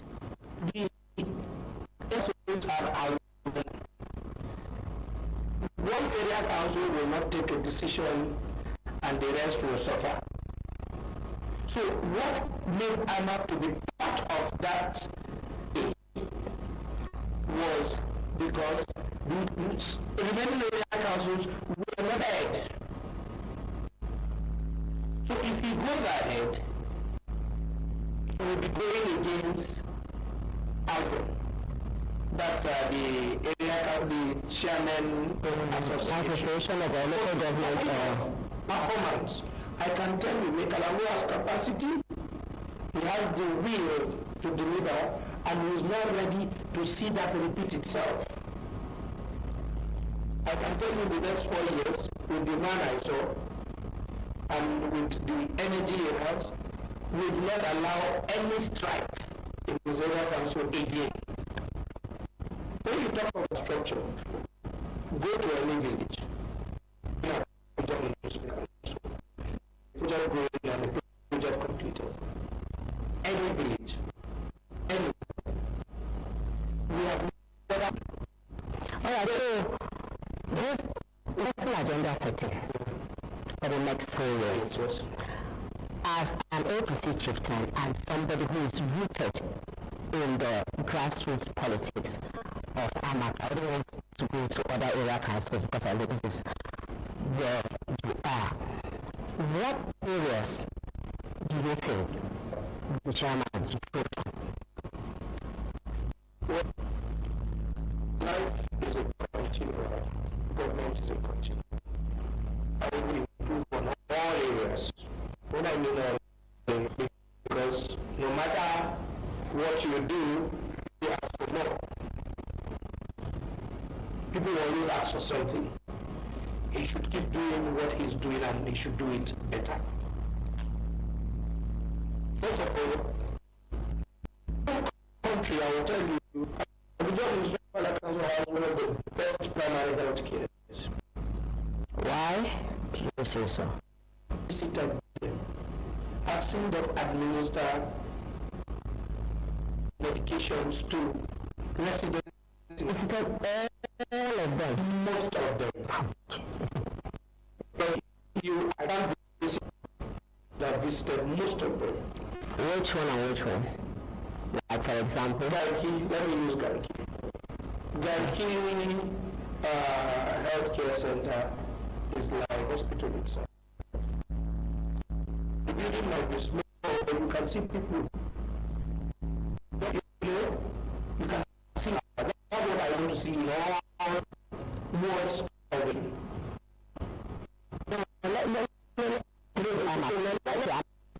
This situation in Garki that you're talking about, Garki is the center, but there are places where the primary health care centers are something else. It is possible for a health center to be in Garki and residents will refuse going to the place. Because Garki is an elitist area. And it is an elitist area. That is why it is. That is why it is very area council. Because the other ones is the ones in other satellite towns, they are not like that. Satellite towns might not be AMAP. I am telling you the ones in satellite towns are man. The one is functional. And the one is in Bui is extremely functional. So I will tell you, the man is doing well when it comes to healthcare. He is doing well in education. Remember, because of the intervention of FCT is handling most of these things. The area council, it's a joint on education, yes. Then when you talk of infrastructure, one has done excellently well, I will tell you. We have been in Abuja. Well, you have done excellently well. No. You have done excellently well. Where you have maybe 30 villages, 20 have gotten infrastructure, maybe 10 are undergoing process. If other people have done like him, any council chairman have done what he is doing today, he will be doing what they are doing, what he is doing today, he will be doing a different thing. When you talk of reaching out to the populace, you can see during the election, he didn't have any opposition. The opposition he had was irrelevant because I'll hold your thoughts there. I'll hold your thoughts there. Do not say he didn't have opposition. We know for a fact that he jumped from the PDP at the nick of time, at the 11th hour, to the APC. And that brings me to this question. If he did so well, why did he feel the need to defect from PDP to APC? Let me tell you where he felt. Why did he jump ship? If he has done excellently well, because his work should speak for him. Yes, Abuja is like a state. The leader of FCT is the president, and the president has administered good governance, have shown leadership in FCT through the minister, and for the area chairman who has performed, because he has performed without any evidence from the leadership of the APC. Some reason remaining party that has crisis.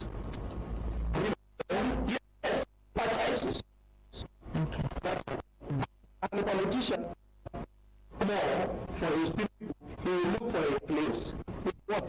A place of crisis. Two, he wants to support the president because the president will support and bring that support and give it leverage to perform better than any government chairman in Nigeria. So that's what we need to then who has given them so the best thing to join the man to do. Why I'm laughing is that an area council, the South Party that was in crisis, the leader, the FCT chair, is still in the same party that underwent or that is undergoes. How do we marry that? Minister, anybody that can council chair is not with anybody. He's supporting them. It's an individual thing. You might have your own view, I might have my own view, and I'll take my own decision. Which I have seen that he has gotten a portfolio with that. To be in a position to Mr. Supported him when he was in PDP.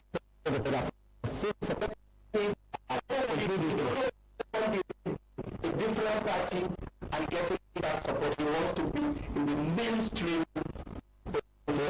He wants to sit at the it's not good yet. The president cannot position in that part. He cannot have an opposition. I've always been like that. It was in the past. Maybe you don't know the history. It has always been sometimes the president, sometimes. Exactly. Because during President Muhammad Buhari, the APC was there 6 years. Of course. Until Mekala came in. And the reasons were known to every politician. During the Goodluck Jonathan, PDP was there, PDP was there. Because FCT has only PDP. It's not true until now. has done, you said, has done infrastructurally, health, okay, what about community? Yes. Like community security. Something we call Ahmad Mashal.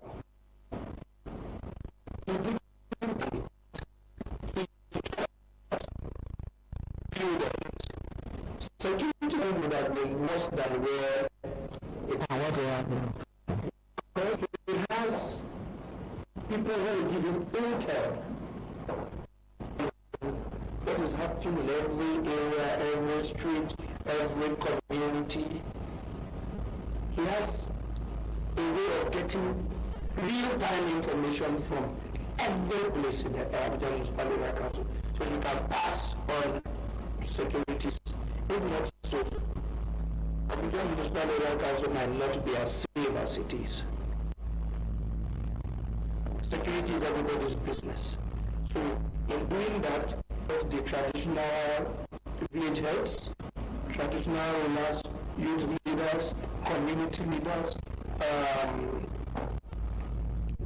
the Ahmad Marshal, they are everywhere in every community. You also get the vigilante, you have the police, so you can see the synergy.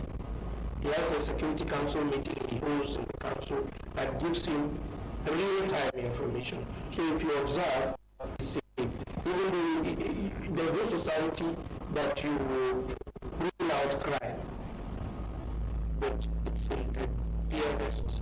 It's really happening. During the inauguration, the FCT minister promised that any chairman that performed excellently well, let me use the word, that there's a special reward for that chairman. Some people say it is an inducement. Some people say it is not.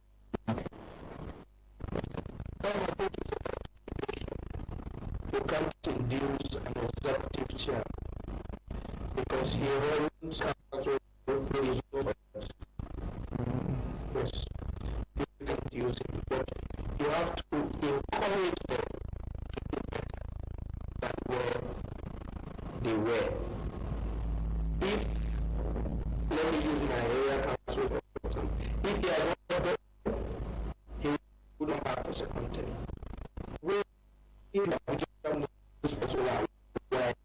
If you don't do well, they will support you. That's how I'm doing it. Because it's a mini Nigeria. Everybody, apart from the indigenous, everybody came from somewhere who have stayed here over time, who are part of the system here. So he has done well. We want him to do more.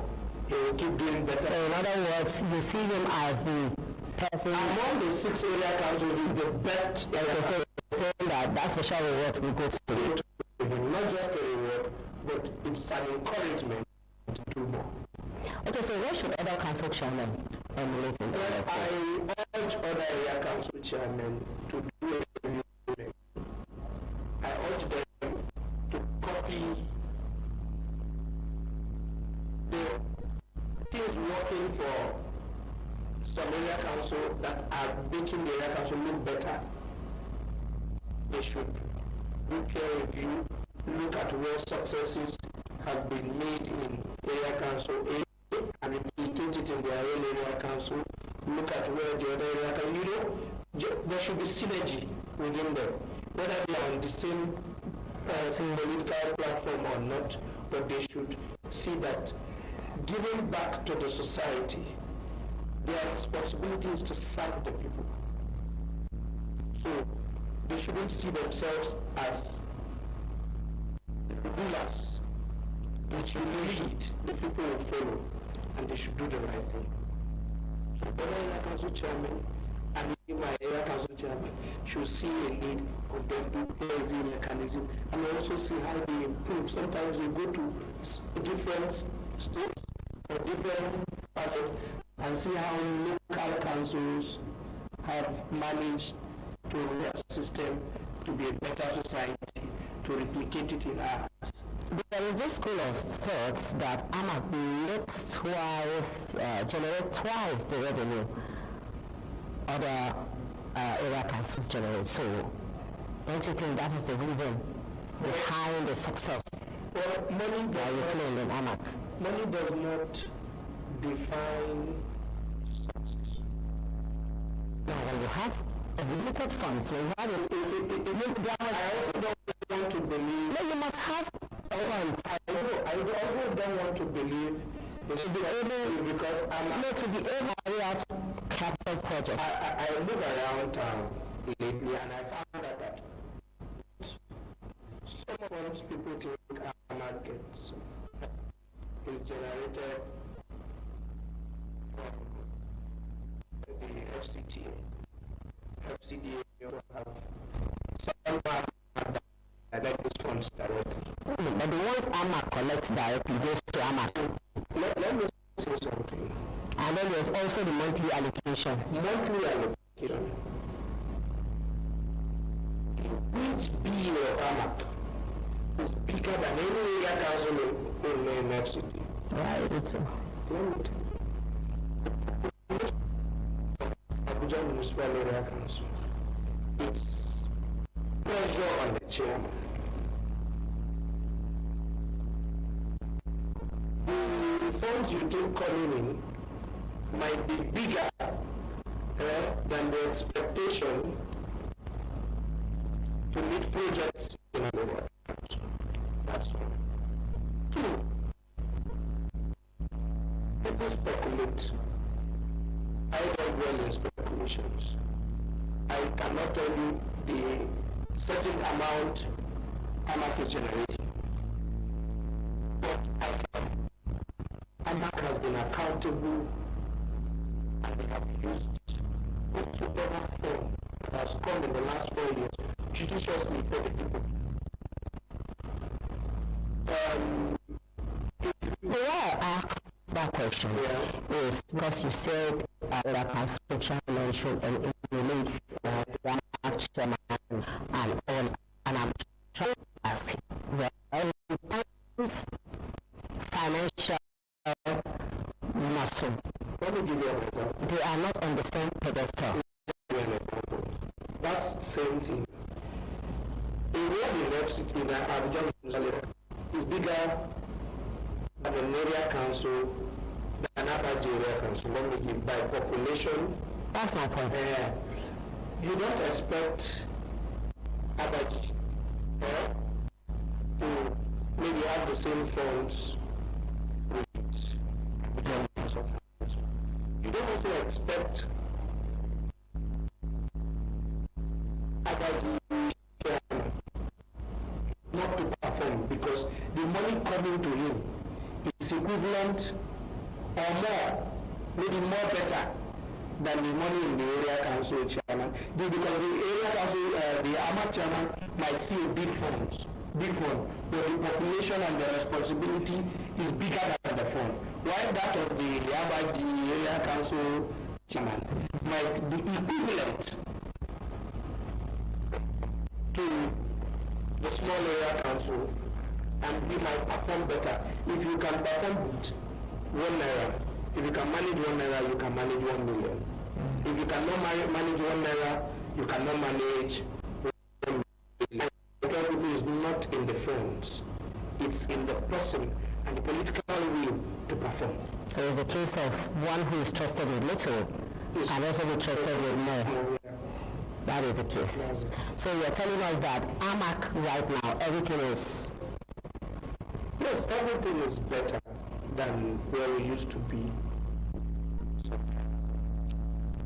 Okay, when we talk about the appointment the chairman made, and you said across all geopolitical zones, like how many aides does the chairman has? Well, for now, he has supervisory councillors on most areas: agriculture, education, health, accounts, and so on. These persons... When you say supervisory councillors, are they the elected councillors? They are like ministers in the Federal Executive Council. Okay. They are like commissioners in the state. They are the ones who are part of the cabinet of the... So they supervise the elected councillors? They supervise departments in the council. Okay. They have the chairman in making sure that things are done properly in the council. So he did that, and I was shocked every geopolitical zone is represented in the council. It has never been this good. Every geopolitical zone. Whether you're from the southeast, the south-south, the southwest, the north-central, the northeast, everybody was adequately represented. His appointment, the style of appointment, nobody will criticize it. This section of the country that have not been carried out. So that is to say everybody gets a slice of the cake? Yes, we have 7 supervisory councillors. Okay. We have 7 special advisors. 7 special advisors. So, area council chairman? Yes. Is that not too much? It's all over the country. It's not much. Okay, and it's constitutional? Yes. 7 special advisors. Yes, areas. So, youth, community and social development, political, women affairs, and chieftaincy and traditional matters. Well, before I will let you go, I would like to take you as a resident and also to be an chairman. You know that is in a particular area to focus on, that is urgent as health. Healthcare centers that you can. We are all good, but I can tell you for free, you can go and check. Other areas like airport roads, the same. Well, I urge residents of Abuja municipality to see reasons to support Mr. Tinubu for the next 4 years. If they have any issue, there are channels they can send their message in the area council. It's open for all. I will also urge the chairman to do more for the people of Abuja Municipal Area Council in areas of human capacity development, in areas of ICT, in areas of health, and in areas of education, to do better than where we are today, because technology improves every day. Human mind also improves every day. Demands will improve every day. It should do more. And I would want the FCT minister also support, keep supporting our area council chairman to be the best in the country. And I thank Mr. President for allowing a level playing ground. Well, thank you very much, Comrade Sam Eke, APC chieftain and a grassroots politician. It's been nice having you. It's always wonderful having you on our program for this insightful conversation. Well, it's been agenda setting for area council chairman in the FCT here in Abuja. You've heard it from our guests, especially the AMAC chairman. He said he is doing so well. Well, we will get to see that the only way ITV can categorically, explicitly say that the chairman is doing well is when we begin to see the area council activities being aired on ITV on a daily basis. And we hope to get that partnership done with. Well, this is all we've got from the Abuja Network studio. And after the short break, we'll be going over to Lagos for the continuation of the program. All right, many thanks, Charity, and welcome to Lagos Network Studio. We're still on TMI, the continuation on News and Current Affairs program. And of course, Dr. Victor Ohai here is here with me. Doctor, good morning. Good morning. Trust you're doing good. Yeah, very well. Thank you. I'm very well, thank you. Okay, we'll be having a guest joining us shortly. We'll be talking on insecurity in Nigeria. The Senate cut recess short for emergency security section. The Senate, led by Godswill Akpabio, has suspended its recess and summoned lawmakers for an emergency plenary session on June 23rd, 2026, to address the worsening security situation across the country. The Senate was originally expected to resume in July, but decided that the security challenges required immediate legislative attention. You look into the insecurity in the country, what has been happening. Insecurity has been a major problem. So the Senate now, they've summoned the lawmakers for an emergency plenary section on June 23rd. Would it help? I mean, what we just want is the lasting solution to insecurity in Nigeria. Dr. Victor, hi. Insecurity, quite frankly, is a leg upon which a nation and its economy stand. If the security situation is bad, you obviously cannot. Agriculture will not thrive, which is why you have food insecurity. Children cannot go to school. Nothing thrives generally. You have a state of anomie where everything is just in disarray. This may be, for me, rather late in coming, but as we say, better late than never. This thing has gone on for so long, since before, it started. It's been so long coming. But, we see a situation now where territories have been taken over. Schools, people no longer go to schools in certain areas.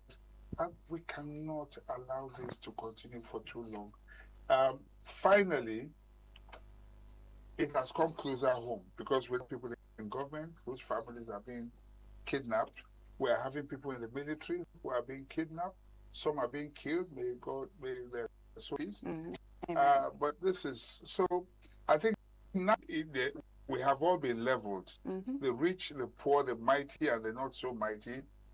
Finally, they are reason and they are feeling what we feel. All right, we have our guest here this morning.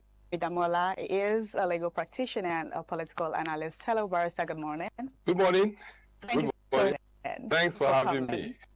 Okay, we're talking about the insecurity in the country. We've been seeing a couple of what has been happening concerning the insecurity in the country, and the Senate has summoned an emergency plenary insecurity talk more to talk about insecurity for June 23rd, 2026.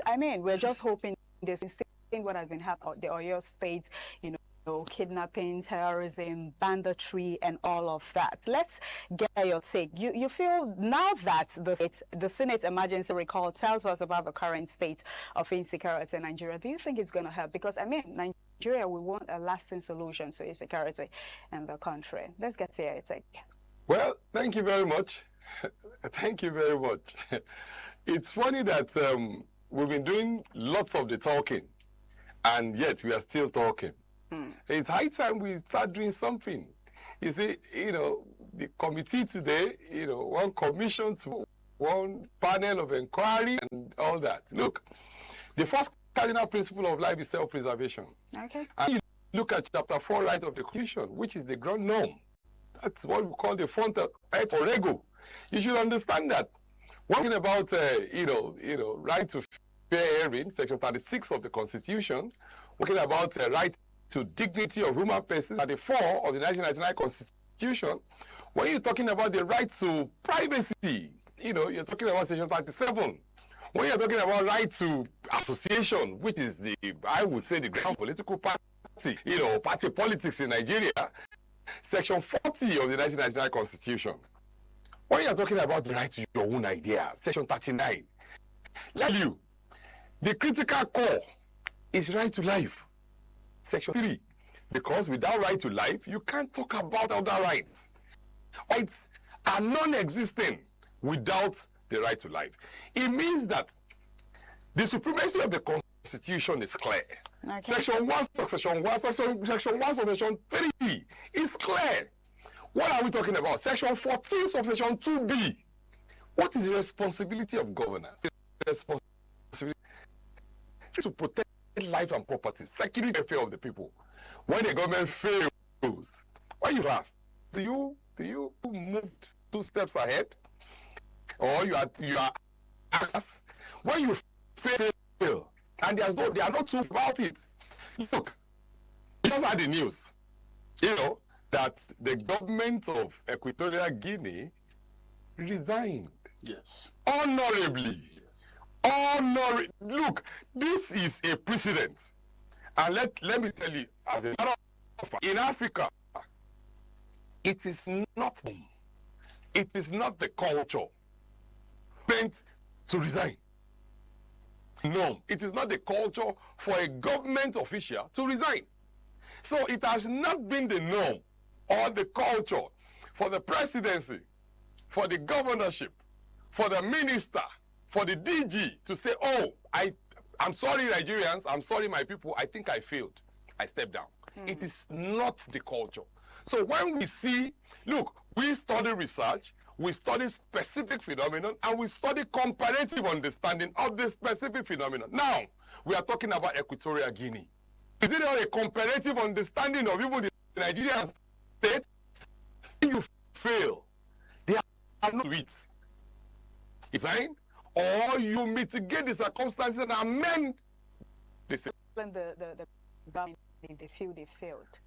The government of Equatorial Guinea just so is there anything wrong? I will give you light if I vote for me.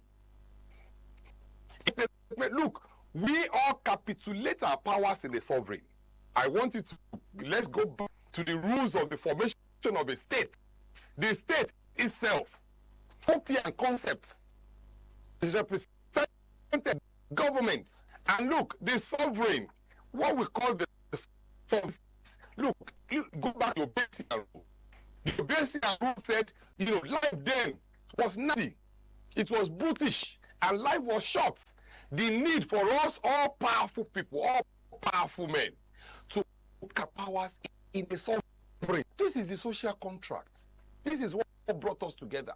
This is what you state that you call today. And we move further to the John Locke principle. That look, is not just capitulating your powers in the sovereign. The necessity of capitulating your powers in the sovereign is for exchange of what BT. Okay. Did you see that? Further, to the Jean-Jacques Rousseau principle, the general will of the people coming together, is you now understand that it is not just about the government, it's about the people. Okay, so I like what you just said. It's about the people. For so long, the government, led by the various commanders-in-chief of the armed forces, have failed the people. Look, the people.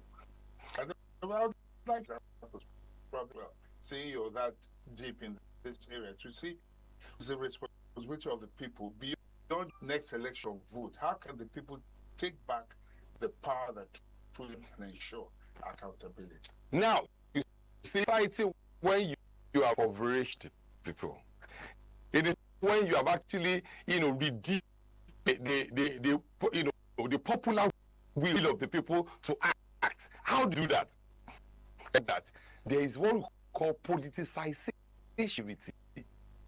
It's happening today. It is a gradual understanding. That's why some persons will tell you in some quarters that, look, if there are massive insecurity in Oyo State today, the government knows about it. If there are massive insecurity, the government knows about it. Because why?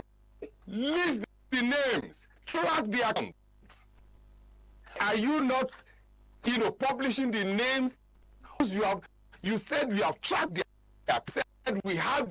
you said we have their names, the sponsors. Why is this not happening? The reason is because, look, there is a government. Look, the government can decide that 24 hours that we are changing the national anthem. The government can make a decision under 24 hours and say, oh, there's public holiday tomorrow, and nobody goes to work. They can, the powers of the executive is too.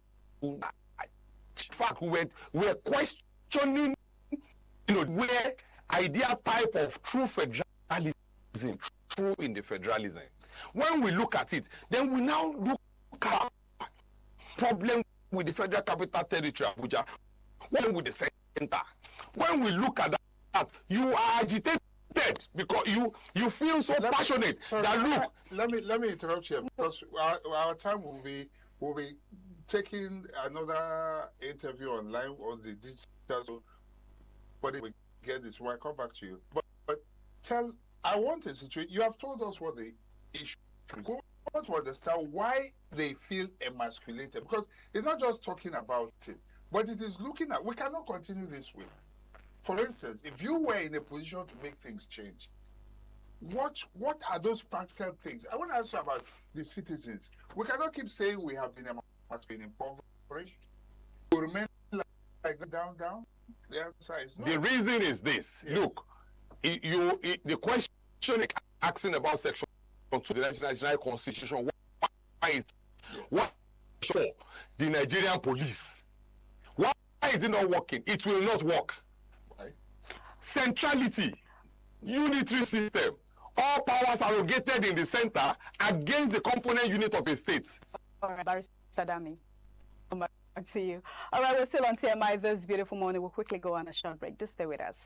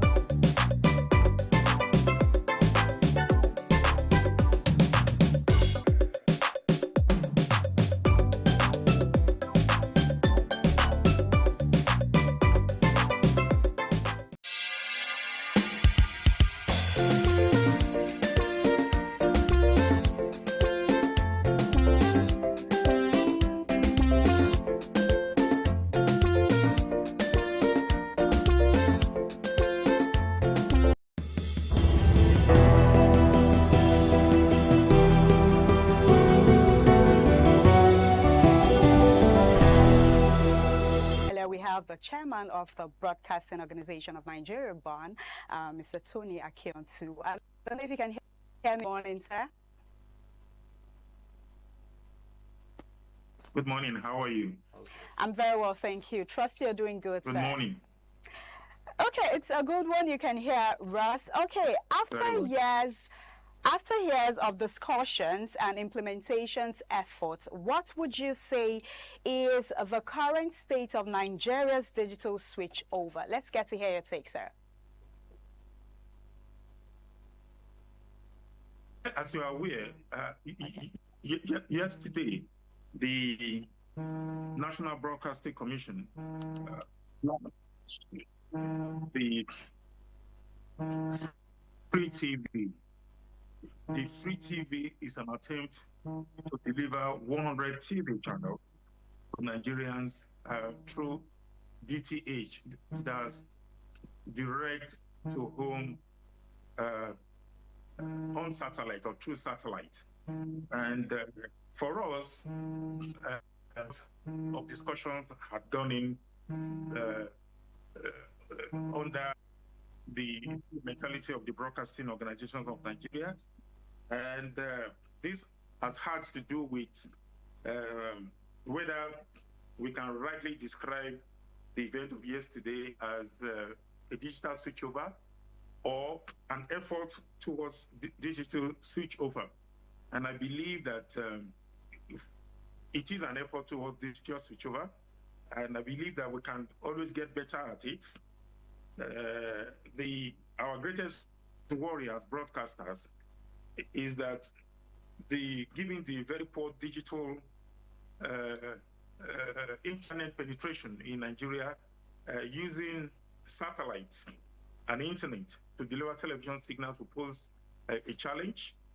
What we have today is that most TV stations, including yours, are on digital terrestrial transmission, either on DSTV, on Star Times, or free to air. And we believe with this, quite a lot of penetration has been achieved. And our prayers to regulators is let's have a hybrid of digital terrestrial transmission and DTH, which was what was launched yesterday, that's delivering television signals through satellite. And we have received the assurances of the National Broadcasting Commission and the Secretariat Agency, the Ministry of Information and National Orientation, that this is what will happen in the next 18 months as we experiment with digital migration.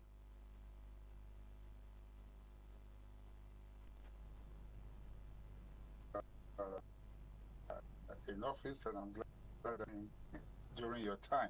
My question to you is, and I think, you know, for a lot of people watching, over the years, right from when they started this experiment in Jos and later, I think, Abuja or so, it has remained a gray area. When we begin to talk about DTT, DSO, DTH, a lot of people are confused. What I would like for you to do is, for the ordinary viewer who is watching, can you break it down for them? I understand the investment in infrastructure, what are you going to do with all your towers and all that, but the DTT, but let's break it down, analyze it for the viewer, the ordinary man who is not a broadcast person, what the differences are and what the advantage of the digital switchover is going to be.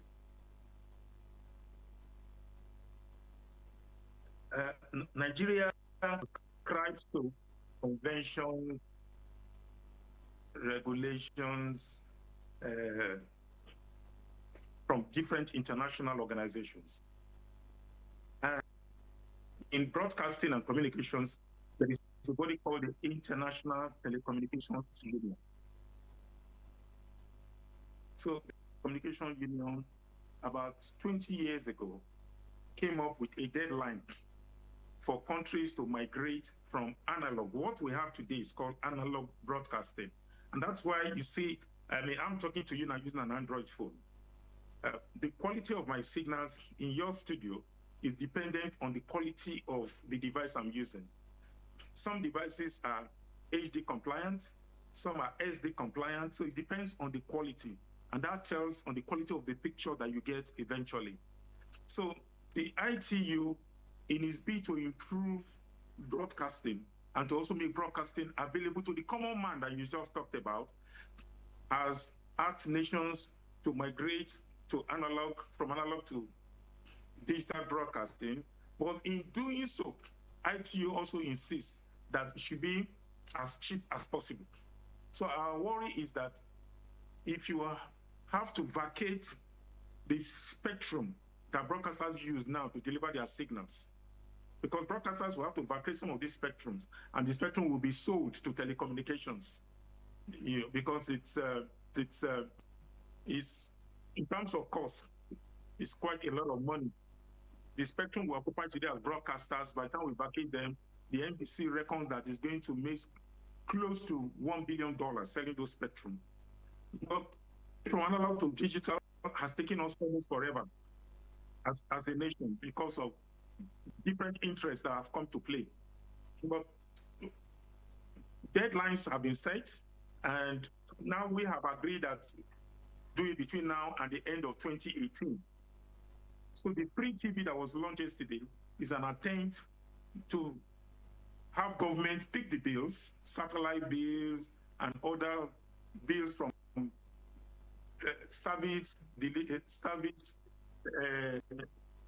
people who in the value, there are all sorts of things in the value chain who are going to deliver audience measurement, signal delivery.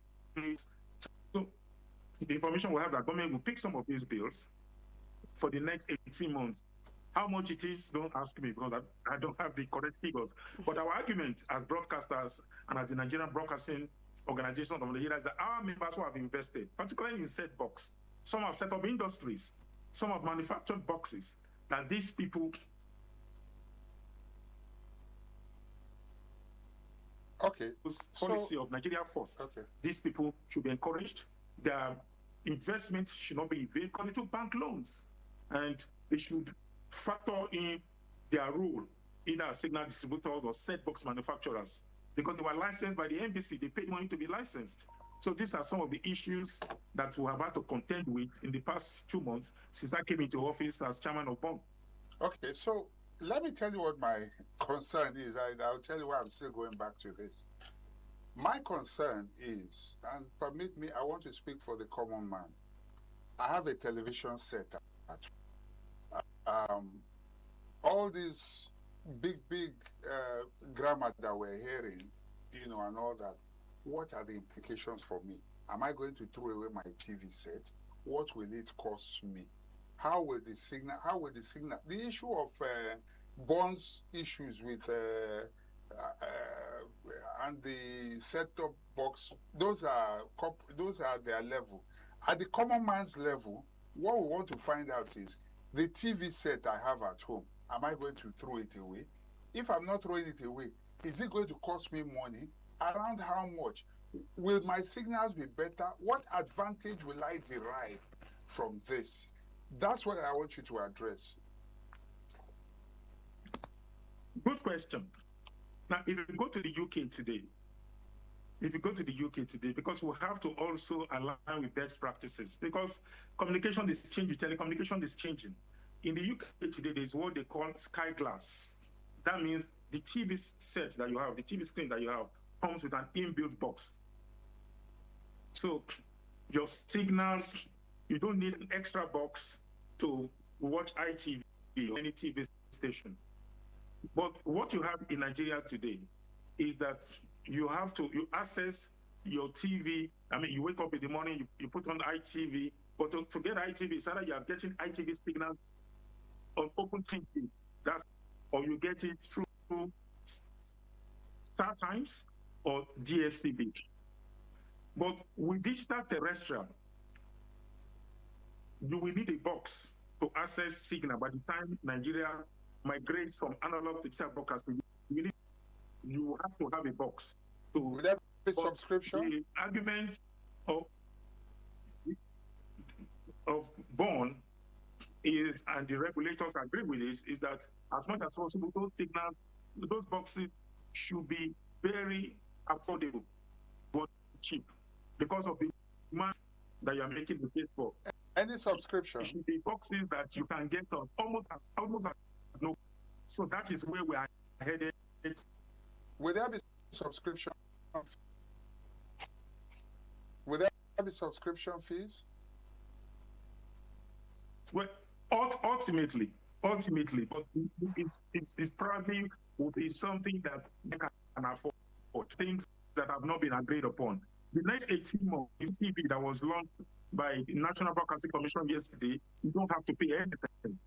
But our argument is that if there's going to be subscription or payment, let us know. Let's have an idea of what it will be. Let's not wait till 18 months.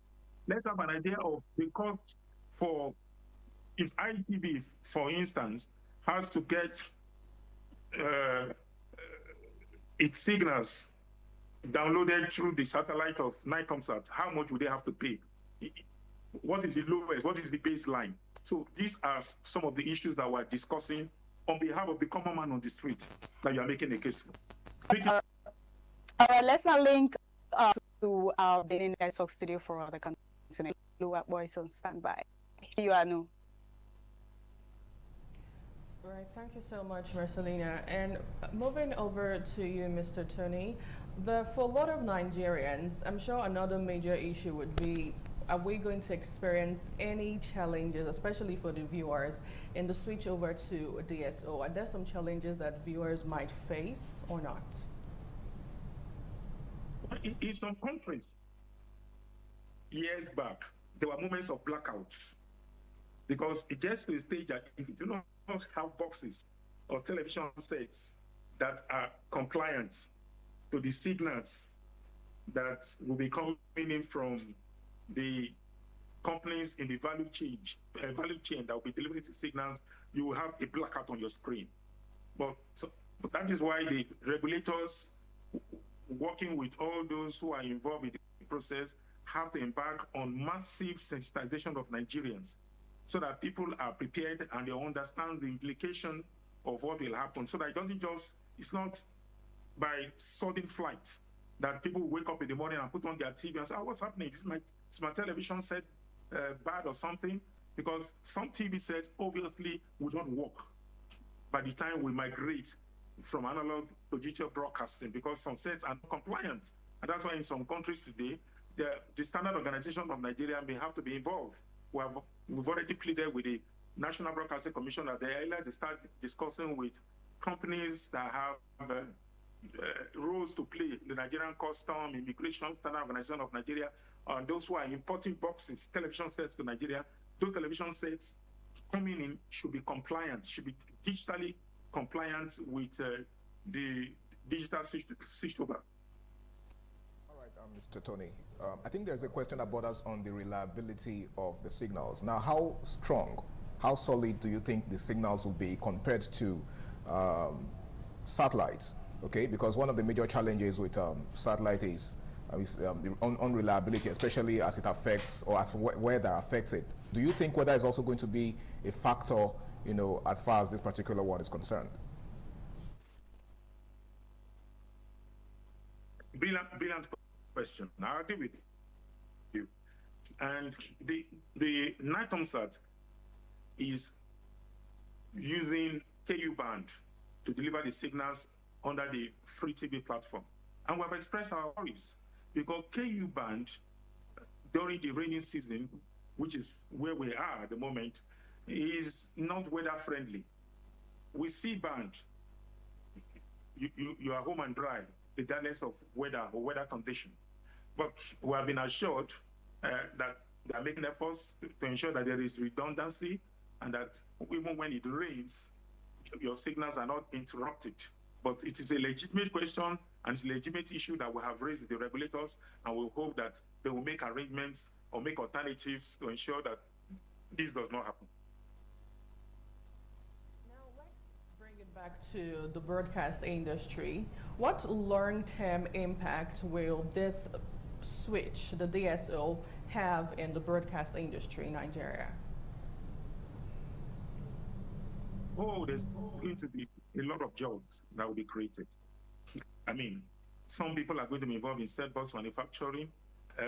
Content is also very key, and that's why for now the NBC says that they have 6 production centers in Nigeria where they're going to be producing movies and different genres of programs for women, for children, and so the digital economy will create millions of jobs for those who have talent and those who are ready to invest in the industry, which is already happening. But we believe that those who have done so already should be encouraged, because this could be a disincentive. Some people have invested in set-top boxes and are not getting the motivation and the inspiration in terms of patronage. And these are some of the worries that we have in Bond, and we're taking up with the regulators that people who have invested as set-up manufacturers and signal distributors should not be jettisoned. They must be factored in, and they must still have a role to play in the process. Nigerians, what this particular has been going on for a very long time, much time. What is broadcasting in fully digital Nigeria, sir? Sorry, your question is not clear. Okay, I said, what's ESN's vision for the future of broadcasting in a fully digital Nigeria? Oh, I believe that you and I, as professionals in the industry, will benefit a lot. the quality of television signals will get better. There will be more opportunities for those who are. Remember that Nigeria has, when it comes to movies, Nigerian movies are #1 anywhere in the world. Nigerian music is #1 anywhere in the world. So the creative economy will have quite a lot of opportunities, a lot of jobs, and they will get commensurate rewards for their talent and their investment in producing quality productions that will be used on all the channels that will be transmitting after the digital crossover from analog to digital broadcasting. Okay, so one of the challenges of broadcasting and indeed the media in Nigeria is the advertising revenue. Right now we've talked about over 100 channels and all that. Has Bourne looked at the implication of this on all of these channels? That's why I'm giving you two questions in one. How that advertising money can go around. Then secondly, of those 100 channels, how can the ordinary content maker have access, or does it require licensing to be able to have a channel on this new platform?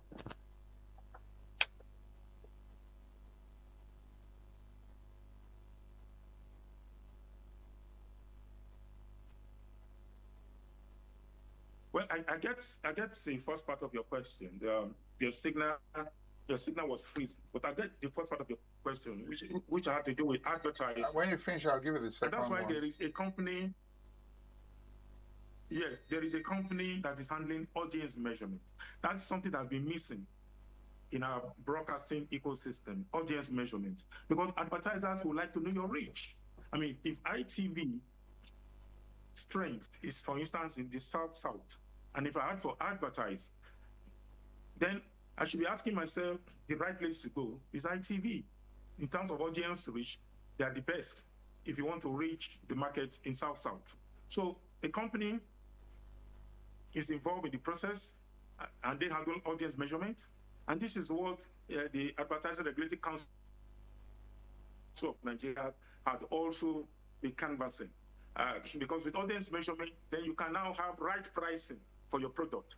And I believe that the broadcasters, at the end of the day, will gain better. Then you can now have you can come to the marketplace with the right rates that are commensurate with your reach.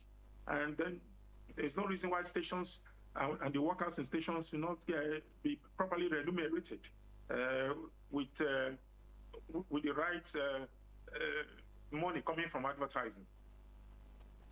So audience measurement is key. Okay, what would you say would be the overall impact of this on the Nigerian economy? Because I think at the end of the day, that's what matters. How do you think this will impact on the Nigerian economy and in turn make things maybe better for the average Nigerian?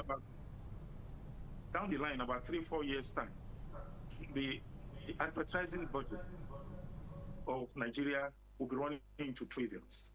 Because there is no proper measurement to even determine how much we have. Digital media today takes a lot of money. I mean, if you click on a site on your telephone, and you're probably watching a short advert. I mean, a short 1 or 2 minutes video. You will see that an advert comes in, pops in for about 5 seconds or 10 seconds. So the digital space is actually taking a slice of the budget. But we believe that radio and television still has a role to play, and that the budget as we have today will quadruple by the time we cross over to digital broadcasting. So it's going to be money that's going to come into not billions, but trillions, because the Nigerian market is massive. We're talking of a population of close to 240 million people and still counting. Hey, Mr. Tony, as we get to leave the conversation here, what would be your message to policymakers, to broadcasters, and also to other stakeholders regarding this initiative, the DSO initiative?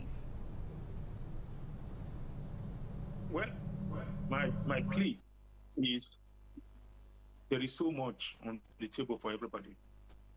And we in Bonn have said the National Broadcasting Commission should reconstitute the DG team.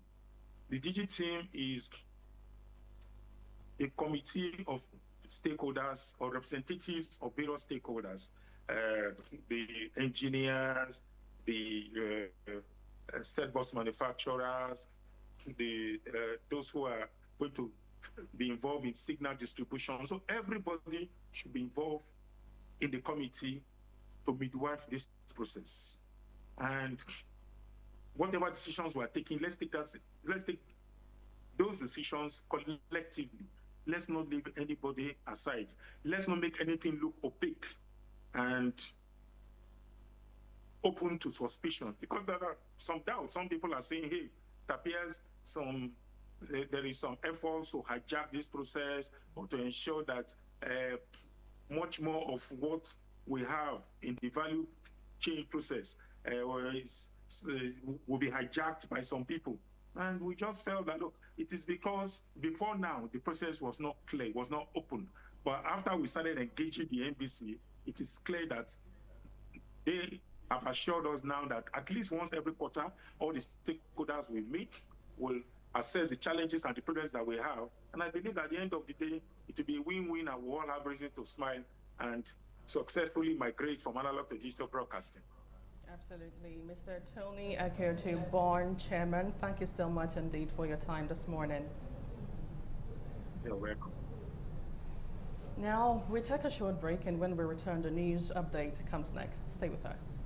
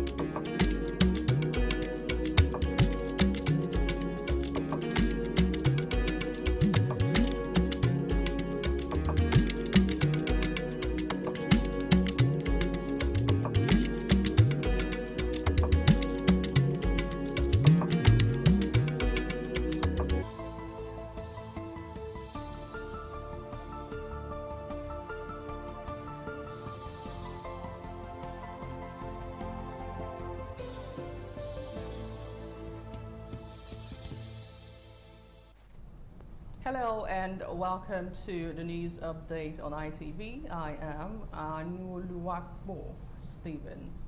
Motorists and residents along Airport Extension Road have appealed to the Edo State government to extend the ongoing dualization of Ogba Erudia Road to Ogba River Bridge access to improve traffic flow and connectivity in the area. The road users, however, commended Governor Senator Mondo Kwebolo for sustaining the project and continuing from where the previous administration left off. Patient Asaragiwa has the details.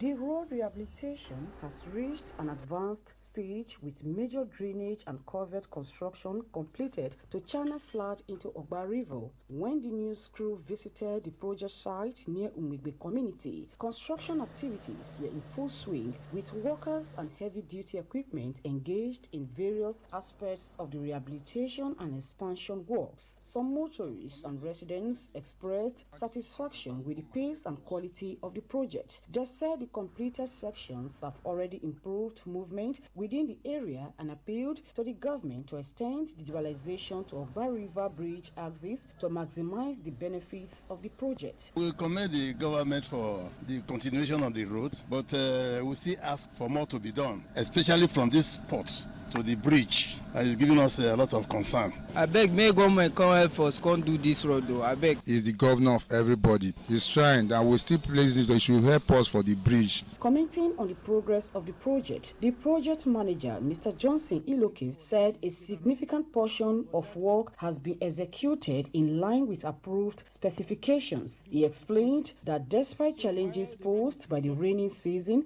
The construction team remains committed to delivering the project within the stipulated time frame. Right now, our target is to protect the site that we have finished to this level with asphalt. We've already finished about 4.3 kilometers, and we have about 1.7 kilometers again that we want to add. The entire project is about 8.65 kilometers. So we've had 4 already, and we're adding about 2. So what will be left will be about 2-point-something kilometers. The Ogba Ewodia Ewobioba Road project is expected to enhance transportation, improve access to adjoining communities, and stimulate socioeconomic activities upon completion. From Benin, Patience Osaugiwa, ITV News.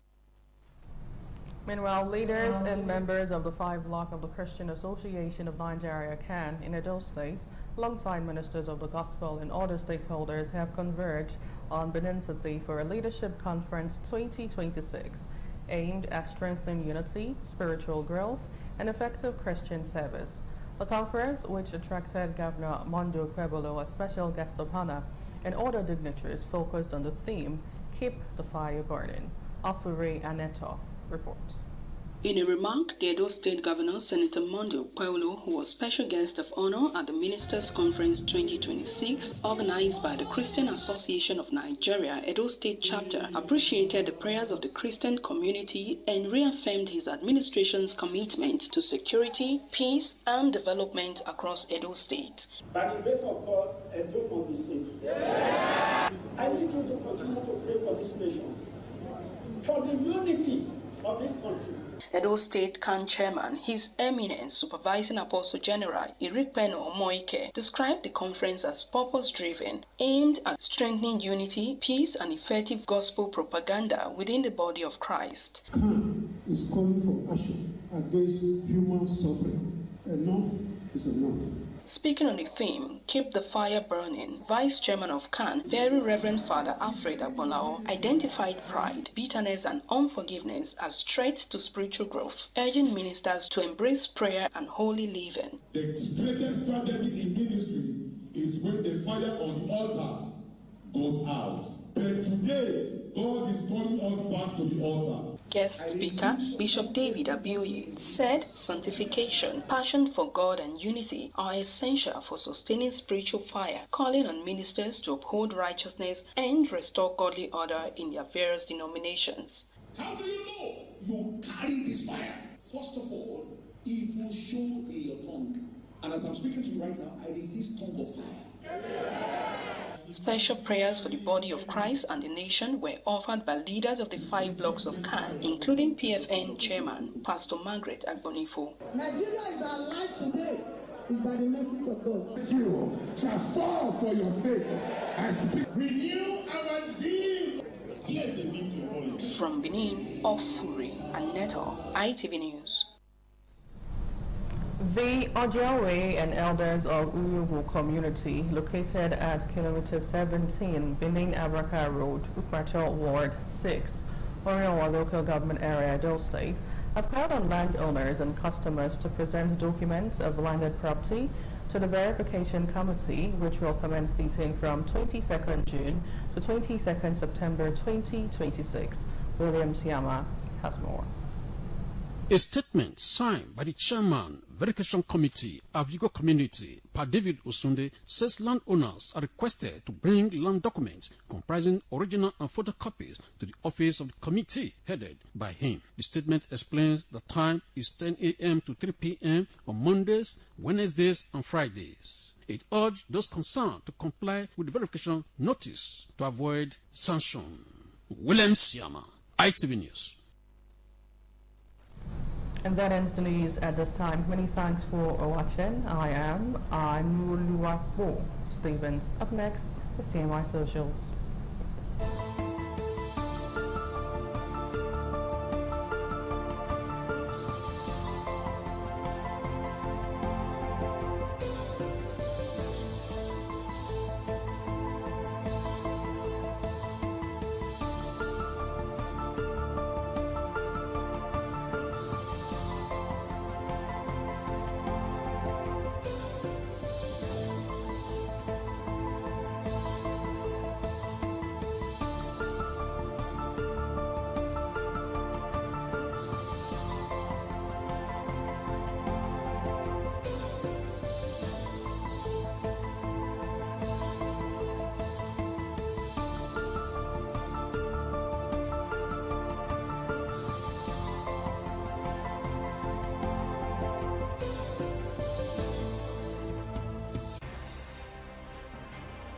ITV, certainly the best.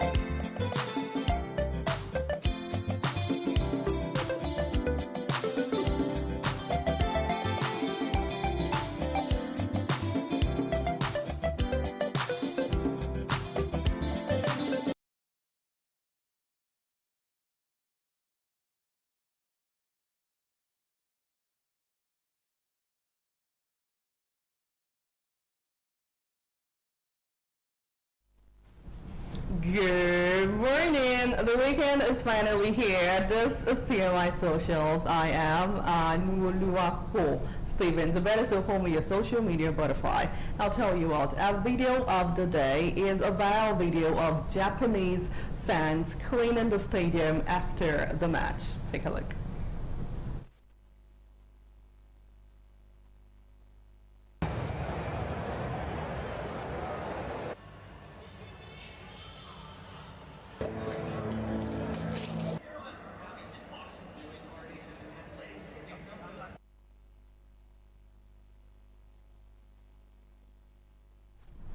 Amazing culture. Perhaps we should invite that here in Nigeria. And now, away from that, we kickstart TMI Social with our first story for the day. The first woman president of OPEC and Nigeria's former oil minister, Diezani Alison Madueke, was cleared of bribery charges in a UK trial yesterday, her defense lawyer said in a statement. Now, the trial was brought by the UK's National Crime Agency, which targets serious organized and international crime after years-long investigation concerning alleged offenses between 2011 and 2015. Now, here's a video of Diezani that went viral yesterday. Take a look. I'm just thankful to God. It's been a very, very arduous and long, almost 11 years. It's been traumatic for not just for me, but for my family, for friends, for all those who have stayed and supported, for my 93-year-old mother in Port Harcourt, for my son, and for all those who love us, friends and family. Look, we're surrounded by friends here, you know. So it has been a hard journey, but I tell you this, God will always do as God wills, and God will be God. Amen. God is not a man that he should lie. So when he promises you something, he will see it through. Sure. It has been almost 11 years I've been here. I did my job to the best of my ability. But like I said, God is not a man that he should lie. God is God, and we thank him. Praise the Lord! Word of the day, God is not a man that he should lie. But how did Nigerians take this on a line? We started with this user who wrote, the courts in the UK are thorough and unbiased. Any judgment from a UK court can pass any scrutiny on this planet. This verdict, which acquitted 3 people, can be trusted. Another user reacting said something else.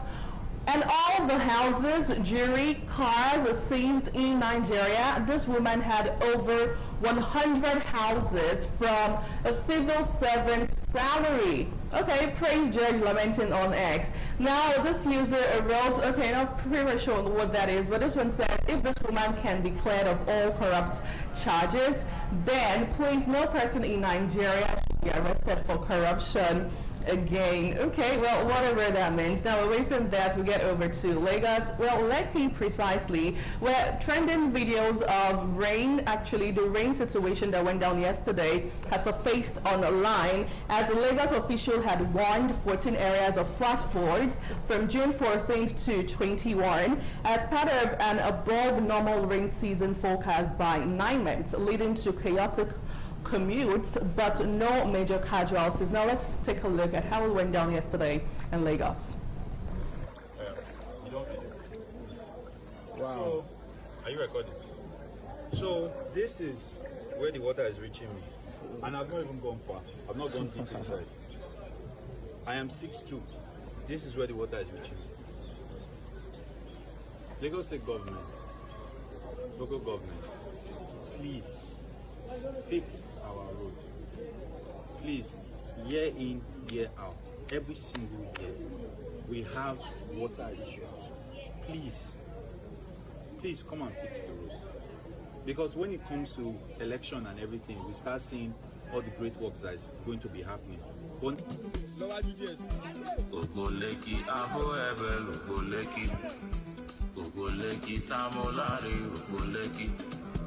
Ogoleki Neremali,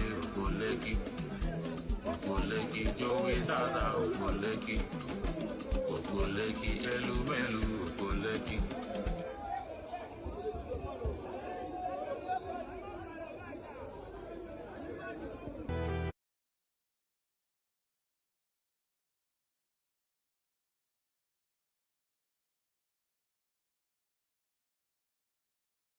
You're talking about. Okay, let's see tweets and reactions on the story.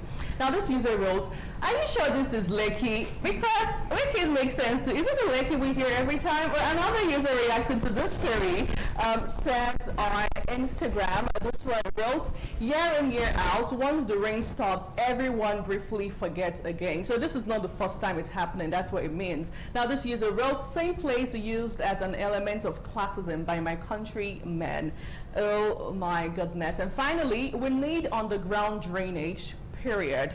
Well, we hope that the Lagos State government do the needful regarding the situation in that place. Now, outside Nigeria, President Donald Trump has signed the Memorandum of Understanding between the United States and Iran to end the war. Now, Trump signed the document shortly before the dinner hosted by French President Emmanuel Macron at the Palace of Versailles on Wednesday night, June 17th. Let's take a look at that moment.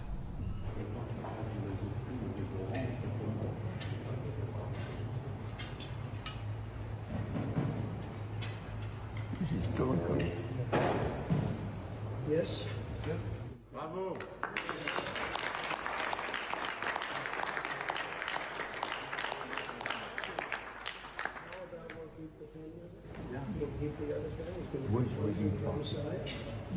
Good job. Great job.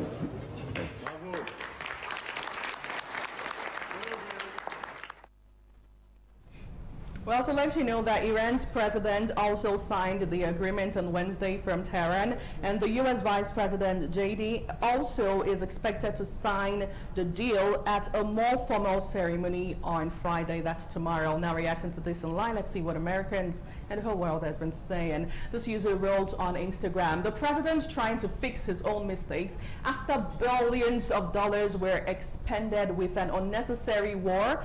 Meanwhile, the American people are still struggling everywhere. Well, I feel like the whole world in particular. Now, this user on Instagram also reacting to this wrote, he signed during dinner for the spectacle of it all. He wanted to show he wanted the show to be about him. Okay, if you say so. Another user on Instagram reacting to this viral moment says, yeah, I'm sure Israel will definitely follow the rules of the ceasefire this time. Laugh out loud. loud. Now, well, back here in Nigeria, Vice Presidential candidate of the Nigerian Democratic Congress, NDC, Rabiu Kwankwaso, has reacted to the large number of teaming supporters that received him at the party's headquarters in Bichi, local government area of Kano State yesterday. Now, Kwankwaso, who earlier paid a condolence visit to the family of late Major General Rabi Abubakar, retired in Katsina State, had made a stopover in Bichi while returning from the state. Now, in a video that has now gone viral, a mammoth crowd of supporters could be seen thronging the NDC office to receive the former governor. Let's take a look.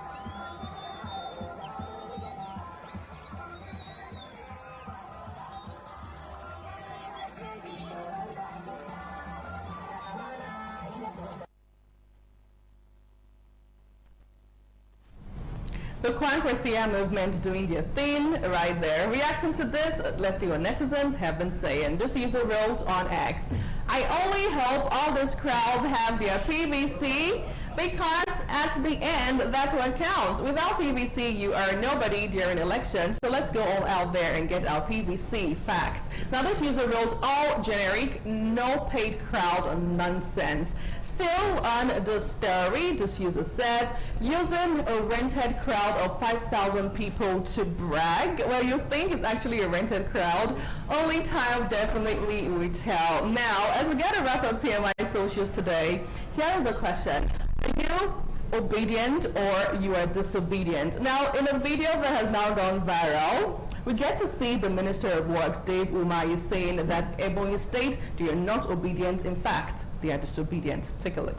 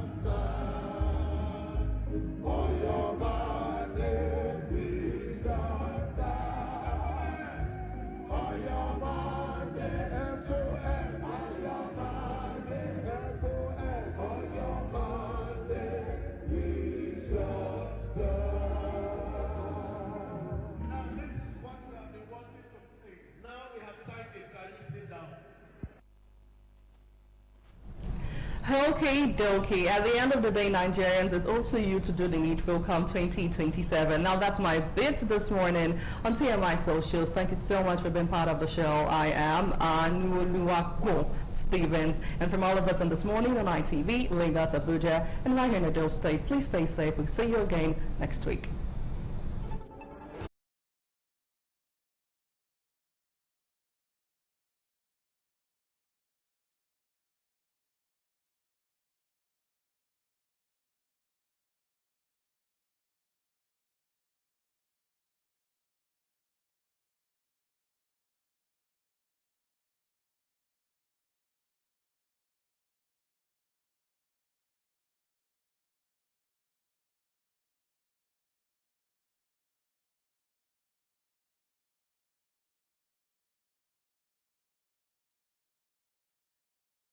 This is ITV. Certainly the best.